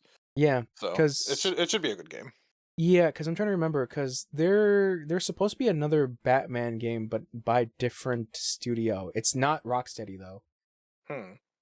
It's Gotham Knights, where you're playing as the Bat Children. The Bat Children. Yeah, you're playing as like Robin, Batgirl, Nightwing, and I think Red Hood. Yeah, who's developing this? Oh, Warner Brothers Games Montreal. That's who's developing it. Yeah, but it's Gotham Knights is supposed to come out October this year. Wow. So I don't know. That's also another game that it's like I guess 4-player co-op as well. We were playing as the Bat Kids. So I don't know. I don't know how that one's gonna go. I think they showed a little bit of gameplay for Gotham Knights, and it's basically Batman combat, you know. But yeah, if you got to delay a game, you got to delay a game, you know. So I think I have 3 questions. Shit, I forgot the second question. Damn it, I forgot the second question that I was gonna ask to wrap up our little podcast though. Yeah, I guess that's it for the news. Do you want to take a break or are you good? Good. Okay. All right. So, since we have no questions for this week, obviously, I want to ask you a question. This was something that during the whole Kenna conversation. What video game has made you cry? Emotionally, like with sadness. This made me sad. I've never cried. I'm a man now. I've never cried from a video game. Mm-hmm. Or have What you game teared has up? What game has made me sad? Sad or teared up a little bit? Again, it's actually never made me tear up. I don't think Really? there's ever been like a medium, a creative medium that's made me tear up. Not even a movie? Mm. I was supposed to say, not even Marley and Me? Yeah, there's probably one movie, and that was Castaway, which sounds really fucking maybe dumb to some people, but No, I can get that. I watched I that don't movie. know, man. Just like, Have you watched Marley and Me? yeah. And you didn't cry when the dog was passing away? No, Spoilers. fuck that dog. Okay. No, Fuck, no, no. I don't know. fuck Wasn't fuck that dog. I'm gonna cry to Tom Hanks surviving. him fucking having to like sit there and he argued with the volleyball, and then when he threw it away, then he wanted it back because he had nothing. And Wait, that's the part you teared up for? yeah, it was like it's an emotional part. It's Oh, emotionally charged. I was more. It's like it's anger and sadness. Just you're at the end of your rope type of situation, you know. Yeah, I get that. I get that. I felt more emotion when he arrived back to civilization, where he was just like, shit changed. Like, my wife is with a different person, and like, I don't know what to do, essentially. Like, being a stranger in a familiar place, essentially. So, yeah, I guess. I'm trying to think, like, has there been a movie or game? But I think for you, like, in general, nothing? You have no emotions? No, so the game that made me sad partially was oh, what is it called? Journey. Oh my god. Hmm. Yeah, I can get that. I can get down with that. What part of Journey? Um, The credits? no, I think the part where you're just like the entirety, right? More so when you get near the end of it and you're just like learning like everything around you's just died, and Yeah, like you're alone, you're essentially. going through like, oh man, I don't remember the game too well. I do play this like every year, so just to like get back into it and just be like, oh man, this was so good. Visually, the game was great, by the way. Yeah, it's on PC, I Yeah, think, too. no man, just like another part of it was like the connection you have, so you can run through the game and talk to a random person, don't know, just another person. Yeah, You can't. It doesn't oh, link up with a friend. It's just a person. you're breaking up a little bit. Can you repeat that one more time? Oh shoot, sorry. Can you hear me now? Yeah. Okay. Part of the game is you can run through the game with a random person. It's not like your friend. It's just a random. Uh, and like in the game, you start up. That person will either show up or not. You go with them from start to finish, Mhm. and like it's just this like emotional connection. Like you Mhm. can't communicate with each other. There's no microphone to talk to each other. It's just you talk through like bubbles. Yeah, I remember that. But I don't remember if I ran through anyone else. I remember the credits where it's just like if you connected with another person, their username would be there. It'd be like Master Weed Killer 28 Yeah, and and yeah, that's the and Master dra- Weed. and dragging these nuts all over your face 84. It's just like, okay, yeah, I get it. Um Yeah, yeah, Journey, yeah, I can get that. I can get behind that. I can get behind that. It's been a while since I played that, to be honest. yeah, I kind of want to revisit that. it's good, man. Yeah. That and everything made by that game was great. Flower stuff like that. Oh yeah, I bought flowers. I gotta. Wait, no, excuse me, not flowers. Flower. Flower, Yeah, I gotta play that. flower, Flower. flower. Um. So yeah. Nothing else. Castaway and Journey, essentially. I mean, I'm sure there's more, but I don't Not know. okay. It's not coming to mind. No. Well, I'm a bitch, so uh, I get emotional about shit. That's So fair, man. yeah. I think what comes to mind is the start of Ori and the Blind Forest. Okay. Do you have you seen the intro for that? No, Okay, where you're but I literally know Ori and the Blind Forest. okay. So it's a really emotional shit. Because Hmm. you get this little cute little fox monkey thing, and this giant bear panda thing. I don't really know what it is. But it's this very chubby little thing that basically takes care of this little fox monkey thing, Ori. And just the progression of just like, oh no, like it's conveyed through actions because there really are no like speaking moments in Ori. So it's just like you watch everything, and like I said, it's a very emotional opening sequence. Um and yeah, I teared up like a little bitch when the big chubby bear thing was like, no, Ori, live on, essentially, without Aw. saying it. Yeah, it was really sad. And I think a game that made me tear up. Oh my god, now that I remember that, well, a game that actually just made me tear up was the ending of Persona 3. Um, if I don't want to spoil it, but if you know, you know. Persona 4, there's this very specific moment in Persona 4 where I actually almost cried. Because it's essentially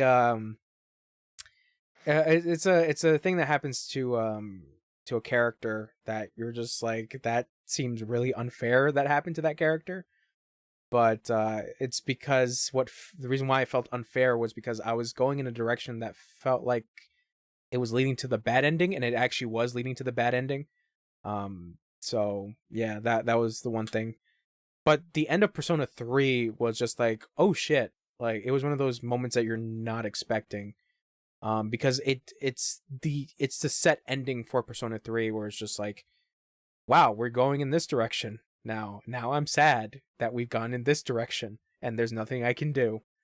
But yeah, those Persona games, I don't think Persona 5 really had a moment where I was just like, oh no, the cat thing, Morgana, no, don't go, I guess. I don't know.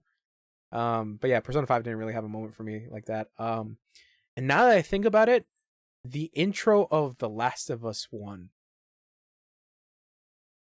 Man, completely forgot about that. Yeah, not Yeah. just the intro, but like The Last of Us One. So many parts. There were a lot of emotions. Yeah, dude, that was such a roller coaster of emotions, but like, I don't know, I guess that's pretty much the lead up to like The Last of Us 1 is just like the prologue section of like the city going to shit, and then the eventual point where Joel and his daughter are trying to find safety, and this fucking military dude's like, all right, I guess I gotta kill you now. And then the daughter dies, and then you get Troy Baker being like, I'm an actor, look at me cry. And it's just like, all I right. completely forgot about the daughter, man. Yeah, I was like, okay, Troy, calm down. All right, well, I'll buy your NFT, I guess. I don't know. I think the two parts that really got me in that were giraffe part, mostly like everybody else, and Oh yeah, yeah, and yeah. the almost straight part. That was rough. It wasn't like, it didn't make me. It made me sad, like, of course, but like, Yeah, it really more so made me super uncomfortable and like more angry at the guy. yeah, because you got the rapey, I'm gonna eat you vibes as well. Yeah, Shit from it. So it's just like, and like the whole time I'm just thinking like, Joel, Joel, Joel, Joel, show up, show up, show up. You know. yeah, like, where the fuck are you, you son of a bitch? I think Move. that's the part where he's sick. Yeah, he gets hurt. I think that's what it was. So I think like she's scavenging. Yes. Yeah. Yeah. Yeah. Great fucking game, man. I Great think game. that's the thing, is that The Last of Us Part 1 is still one of my favorite games. It's just 2 where it's just like, man. And people like 2, you know, that's your opinion, but as for my opinion, it's like 2 was such a hit and a miss all at once. Yep. I didn't play 2. I don't think I ever will. I just don't care too much. Okay, because I mean, I streamed it. You know that already. Yeah, no, I watch you play it. Yeah, that's right, bitch. You better watch. uh, Yeah. I like I said, Last of Us 1 is still one of my favorite games, even though it's still hilarious that like Ono is just like, The Last of Us 1, it was like such a super disappointing game because his expectations were too high. And I'm like, whatever. but that's the thing. Circles. Fucking bitch. But that's the thing is that like, why would you set up a person's expectations like that so high? Like, if I recommended a game to you, I wouldn't be like, it's gonna change your life. It's the pinnacle of gaming. Yeah, it's like it'll make every other game look like shit. And you will never want to wash your hands. yeah, you're gonna have a boner every time you see anything about this game. You'd be like, Anytime oops. you think about bow and arrows, boner. Oh my god, that reminds me. That era was like the bow and arrow era in the PS3 because you got Tomb Raider and I think Crisis 3. Tomb Raider. Tomb Raider. Yeah, Tomb Raider. Yeah, what was it? It's a doctor simulator. What was it? Tomb Raider 2013? I think it was. Yeah. Yeah, where you had Lara being like, it is Lara Croft, not Laura. No, that's a mispronunciation. No. Lara, excuse me. Not Lara. Not Laura. Lara. Yeah, Lara Croft. Yeah, that was like the era of bow and arrows. But yeah, Last of Us 1, that intro section made me tear up. As for movies, I just cried everything. I recently made I said this last week too. The Green Mile. Really? The Green Mile. But it was on my second watch of the movie. And specifically at the part where the song comes on in the retirement home. Huh. Because it made me sad thinking about Michael Clark Duncan. So, yeah, the Green Mile. I'm sorry, I don't mean to laugh at you. No, you're laughing at me, bro. Sorry, bro. Fucking laughing at me. It made me sad when Forrest Gump said, Chennai. Chennai, I love you. And she was like, Forrest, we can only be friends. Anyways, here's my AIDS baby. I was gonna say Forrest, I mean, it's now one of take care of my baby, your baby. Did you have another question? Yeah. Oh my god, no, I just lost my train of thought. I should have wrote this down. Fuck. Sorry. No, it's not your fault. Cause it was that. Oh my god, now I can't think of him. It's gonna suck because like it's gonna come back to me. Your eyes got super wide. Yeah, because like I'm trying to think. I'm like, what the fuck was it?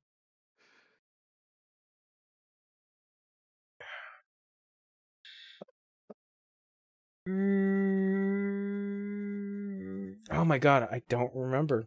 Yeah, you look like you're thinking super hard. Yeah, because I had it and I was like, oh, this would probably be a good question to ask, and now it's fucking gone. Because all I remember is Michael Clark Duncan. Oh my god, this is gonna fucking kill me.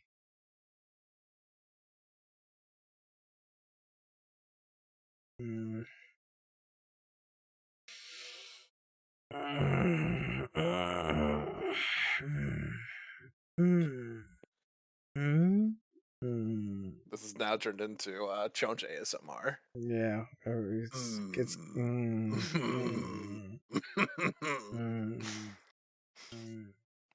Well, actually, fuck it. I guess I'll go with this other thing that I did you play anything last year that you would consider to be game of the year of last year? Wow.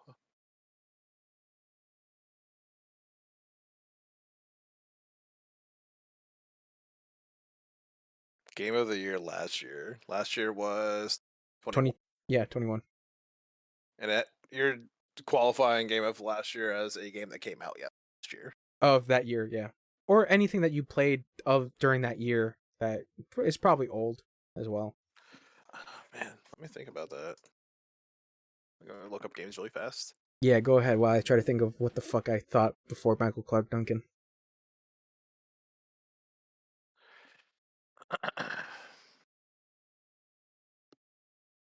Michael Clark Duncan.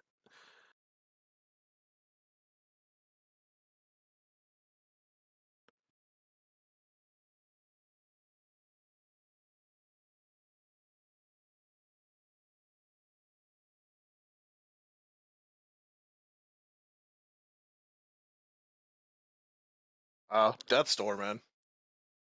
Oh my god, that's right. I bought that game and I have not played it. It's such a good game, and I'm trying to think. Mm-hmm. More so, a little like personal life shit, man. Just because of what's going on currently in my own life, man, that game like really fucking hit me. Mm-hmm. Just because it's about death and stuff. So Yeah. like, it's Mm-hmm. I don't know. Other than that, though, like just solid gameplay, great story, really fun mechanics. Mm-hmm. It reminds me a lot of like a basic Zelda game, like from back in the day. Oh, like the top-down ones? Yeah. Okay. Yeah, I've yet to try it out. You know, after your recommendation, I still want to give it a shot. Yeah, I would play that whenever you have time. Really good game. Yeah. Also, like not really time consuming. Okay. Well, that's good at least. I've heard I don't know if you've heard of Tunic that just came out. Looks great. Looks Yeah. so good. People are saying it's actually pretty interesting because of what it does with its gameplay. But you know, if you're interested, I think it's on Game Pass if you still Yeah, have it. Xbox. I don't Yeah. have it. Oh, okay. I never had Game Oh, I thought Pass. you had Game Pass. No, no, no. I was gonna get it one time, but Oh, but you okay. Um, fuck. Well, I think I had 3 games of 2021 that I played that I considered to be like goaties, and what I really took from that year, that being Psychonauts 2, Neo: The World Ends with You, and Resident Evil Village. I would agree with you with Neo. I think the other two are probably maybes. Psychonauts 2 is still, I think, one of my favorites platformers. I just like the writing. I really like the writing for Psychonauts 2. I really I enjoyed. I mean, Mhm. Goaty is it's definitely very subjective. Yes, Um, yes, so I it mean, is. like, if you like that game, like, it's my own personal thing. Like, I just Psychonauts, I love um, Psychonauts. I'm but gonna I know get there's a huge following. So yeah, I'm gonna get a tattoo of Psychonauts on my face. gross. Don't That's how do much I that, love it. please. That's probably not a good It's idea. gonna Your be mother would hate you. no, it should be like I love Psychonauts too. That's not what your mother would do. uh, uh, yeah, Resident Evil Village. I can get it that like some people didn't like it as well because it was way too actiony, but I enjoyed everything about it. I think because of the fact that I felt nostalgia for Resident Evil 4. It was a cool Um, game. it was fun. I got all the achievements for that game, which by the way, the mercenary mode felt kind of tacked on, to be honest, which is like the little gameplay thing you can do. It's like timed trials essentially of like beating enemies. Gotcha. But overall the story I thought was really fun. It's still stupid as fuck. Resident Evil is still stupid as hell. Um but and then you got Lady Dimitrescu, big lady. Um all about that. But that's that's a personal thing. Um yeah, it's genuinely fun. I think that's the thing about Resident Evil games in general is just like the replayability of those games. It's like you can go back and have better weapons and see how it goes this time. Because when I was going back and like trying to finish the game in like under 2 hours, it's so doable. If you have like the super awesome upgraded Magnum, the Wolf's Bane, and you're just going in and you're playing on like I say like the easy difficulty and you're just one shotting like all the bosses. It's just like this power trip you're having. Um yeah, I oh geez. Oh, now I'm having camera issues. Uh okay, hold on. Yeah. Oh, I'm sorry. I changed my region. what? So it had region and it had me on Brazil. So I switched to US East. Okay. Oh. Okay. Um Sorry about that. it's fine, I guess, for now. Uh but yeah, Resident Evil is fun. I still really recommend Village. But yeah, Neo: The World Ends with You is so underrated and it sucks, man. It sucks because that's a good game. I think it's so cool. I had a really fun time watching you play it. It was such a good time, and it sucks that like it doesn't get any representation in anything else. Because Yeah, I would never play it though. that's the thing, is that like it's a sequel from a fucking niche DS game. Yeah. And on top of that, the DS game got a Switch port that was okay, but it's still shitty when you're using the fucking Joy-Cons. It's the craziest thing. And then they changed the combat entirely, and it feels so much better. And the music is still like, it's remixes of the original music and some newer stuff, and it's so fucking good with its music. And if you have prior knowledge of like the stuff that happened in the first game, it's great, because then you'd be like, oh, I know that character or that reference or that thing that happened. And that final boss was actually like the fucking coolest, even though it got me at times where it's just like, damn, I don't know if I could beat this boss. But then I was just like, yeah, it's actually pretty good. Yeah. And even then, like, the story itself, as anime as it is, it's really interesting that they do a thing with the main character's power, because you might think it might be a little too OP, and then there's a reveal where it's like, oh no, the power you've been using has been fucking you up this whole time. And I think that's one of the coolest things you can do in a story, especially with an overpowered ability like rewinding time and changing the future. Yep. So yeah, those are my 3 goaties. I don't know if I played anything that was like, oh, Brutal Legend. No. But but I enjoyed Brutal Legend because of its music and the writing. The gameplay itself is not the greatest, and the game lore. never becomes goaty. That's fine for music. No. The soundtrack is actually really good. Well, if you're, I mean, the music's fine. The music's fine. Okay, bitch. Anyways, I would never put that on a goatee. But yeah, go ahead. What was the next thing? Actually, I don't think it's really a goatee. I would just say it's an honorary mention. There you go. There you go. A fun game. Little fun game for a little fun time if you want. Because bro, like after I played that game, I was just like, I just want to listen to this fucking like soundtrack, man. I just want to listen to all these like metal bands that I'm pretty sure middle school me would have fucking loved. Oh yeah, for sure. But yeah, I don't think there was really anything else that I played that year that I was like, I'm glad I replayed this, or I'm glad I'm playing this now, or anything like that, to be honest. Because like I said, Psychonauts, Neo Twiwi, and Resident Evil Village were pretty much like the standouts. Even though like Deathloop came out, but yeah, what I've been seeing is that people were like utterly disappointed with Deathloop's story, and that game was nominated for like narrative, which is crazy. But I don't know, man. So yeah, our past goatees. Fuck. Now I forget the other question. Oh no. I think this was to be our final question. As a PS5 owner, do you recommend the PS5? No. Good. Okay, me neither. All right, there we're done with questions. We can all go home. I think I don't think I recommend consoles anymore. Just PC? I think when it really comes down to it, I think when it really comes down to it, you as a consumer know what you want. You know whether or not every single game you want is going to be on PlayStation. You know whether or not every single game you want is going to be on Xbox. I think with the high accusation, or the high excuse me. Wow, I can't think of the word I'm going to use. With all the high acquiring of companies. Oh, acquisitions? All the acquisitions from Microsoft currently, your best bet is to probably buy an Xbox at this point.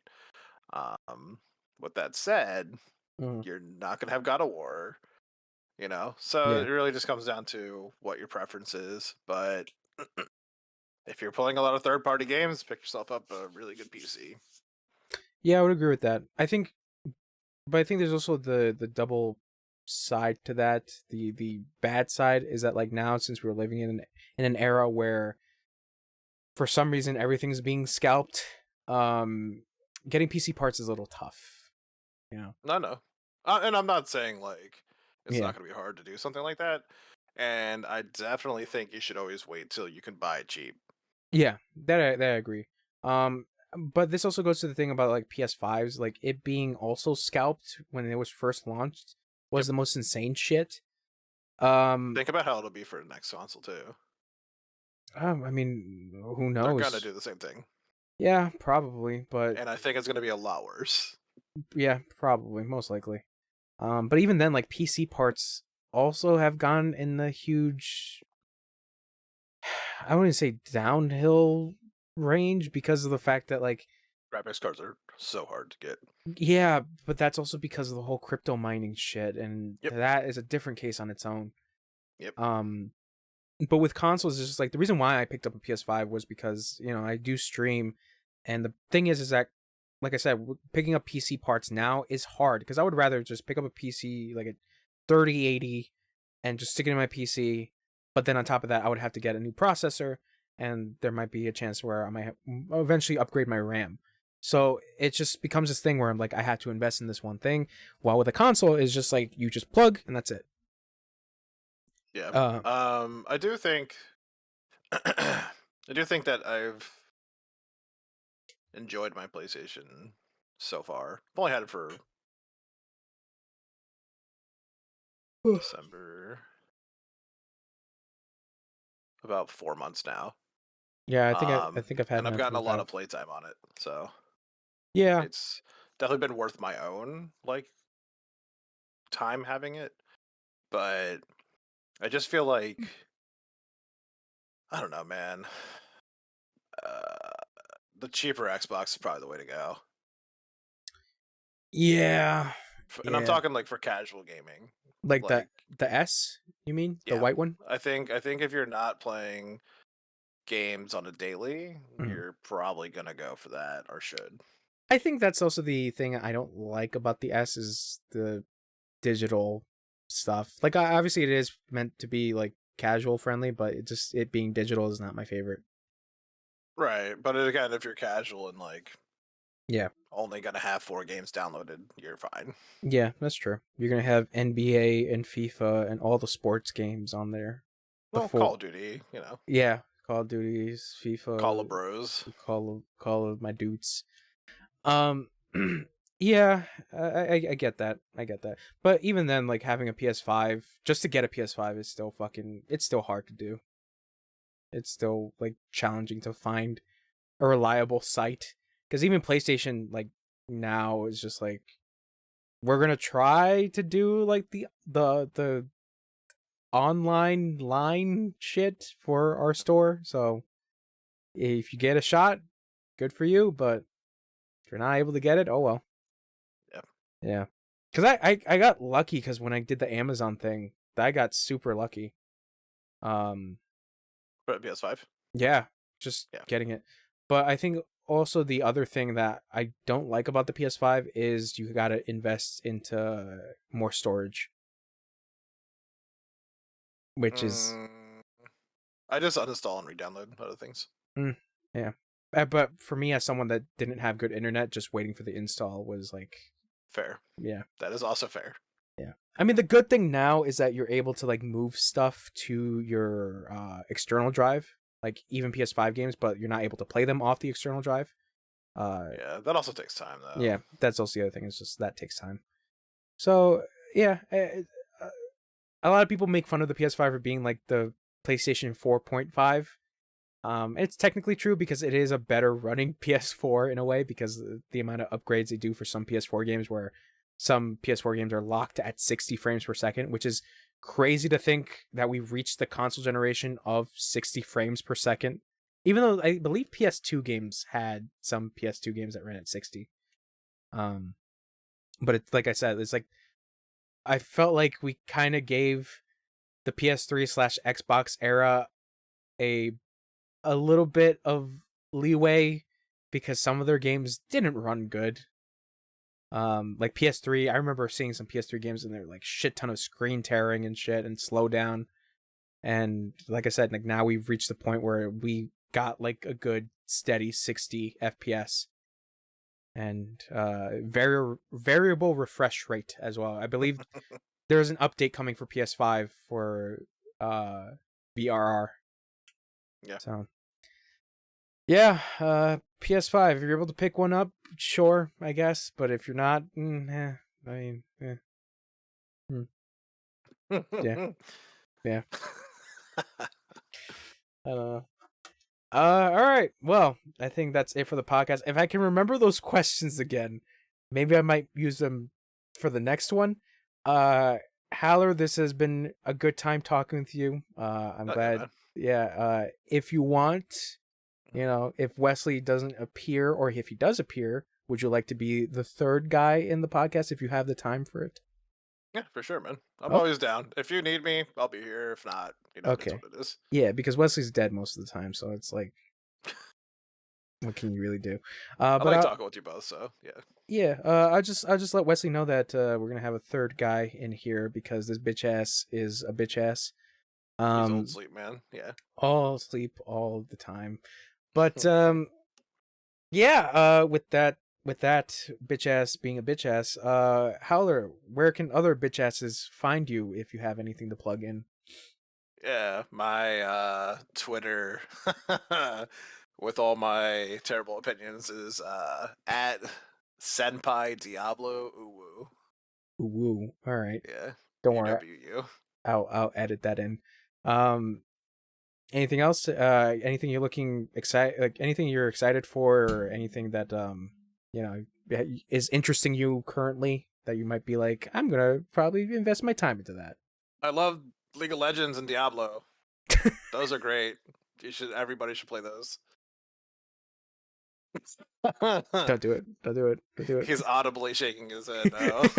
I shook my head so hard my headphones came off. Oh boy. Okay. Anything else? Nah, not really. Okay. And yeah, I guess for me, still gotta finish my playthrough of Sekiro. Probably gonna try out the other games I mentioned on my own time. Obviously, I still have the stuff on Twitch. I'm put the Twitch down there in a place you'll see. But yeah, now that I'm thinking about it, I'm probably gonna have to pick up Stranger of Paradise. Oh, I do have one thing that I would invest my time into. Mm-hmm. You should check out The Writer's Den.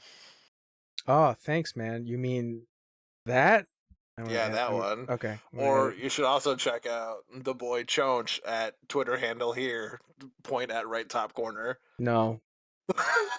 No. All I put for likes is hentai. That's it.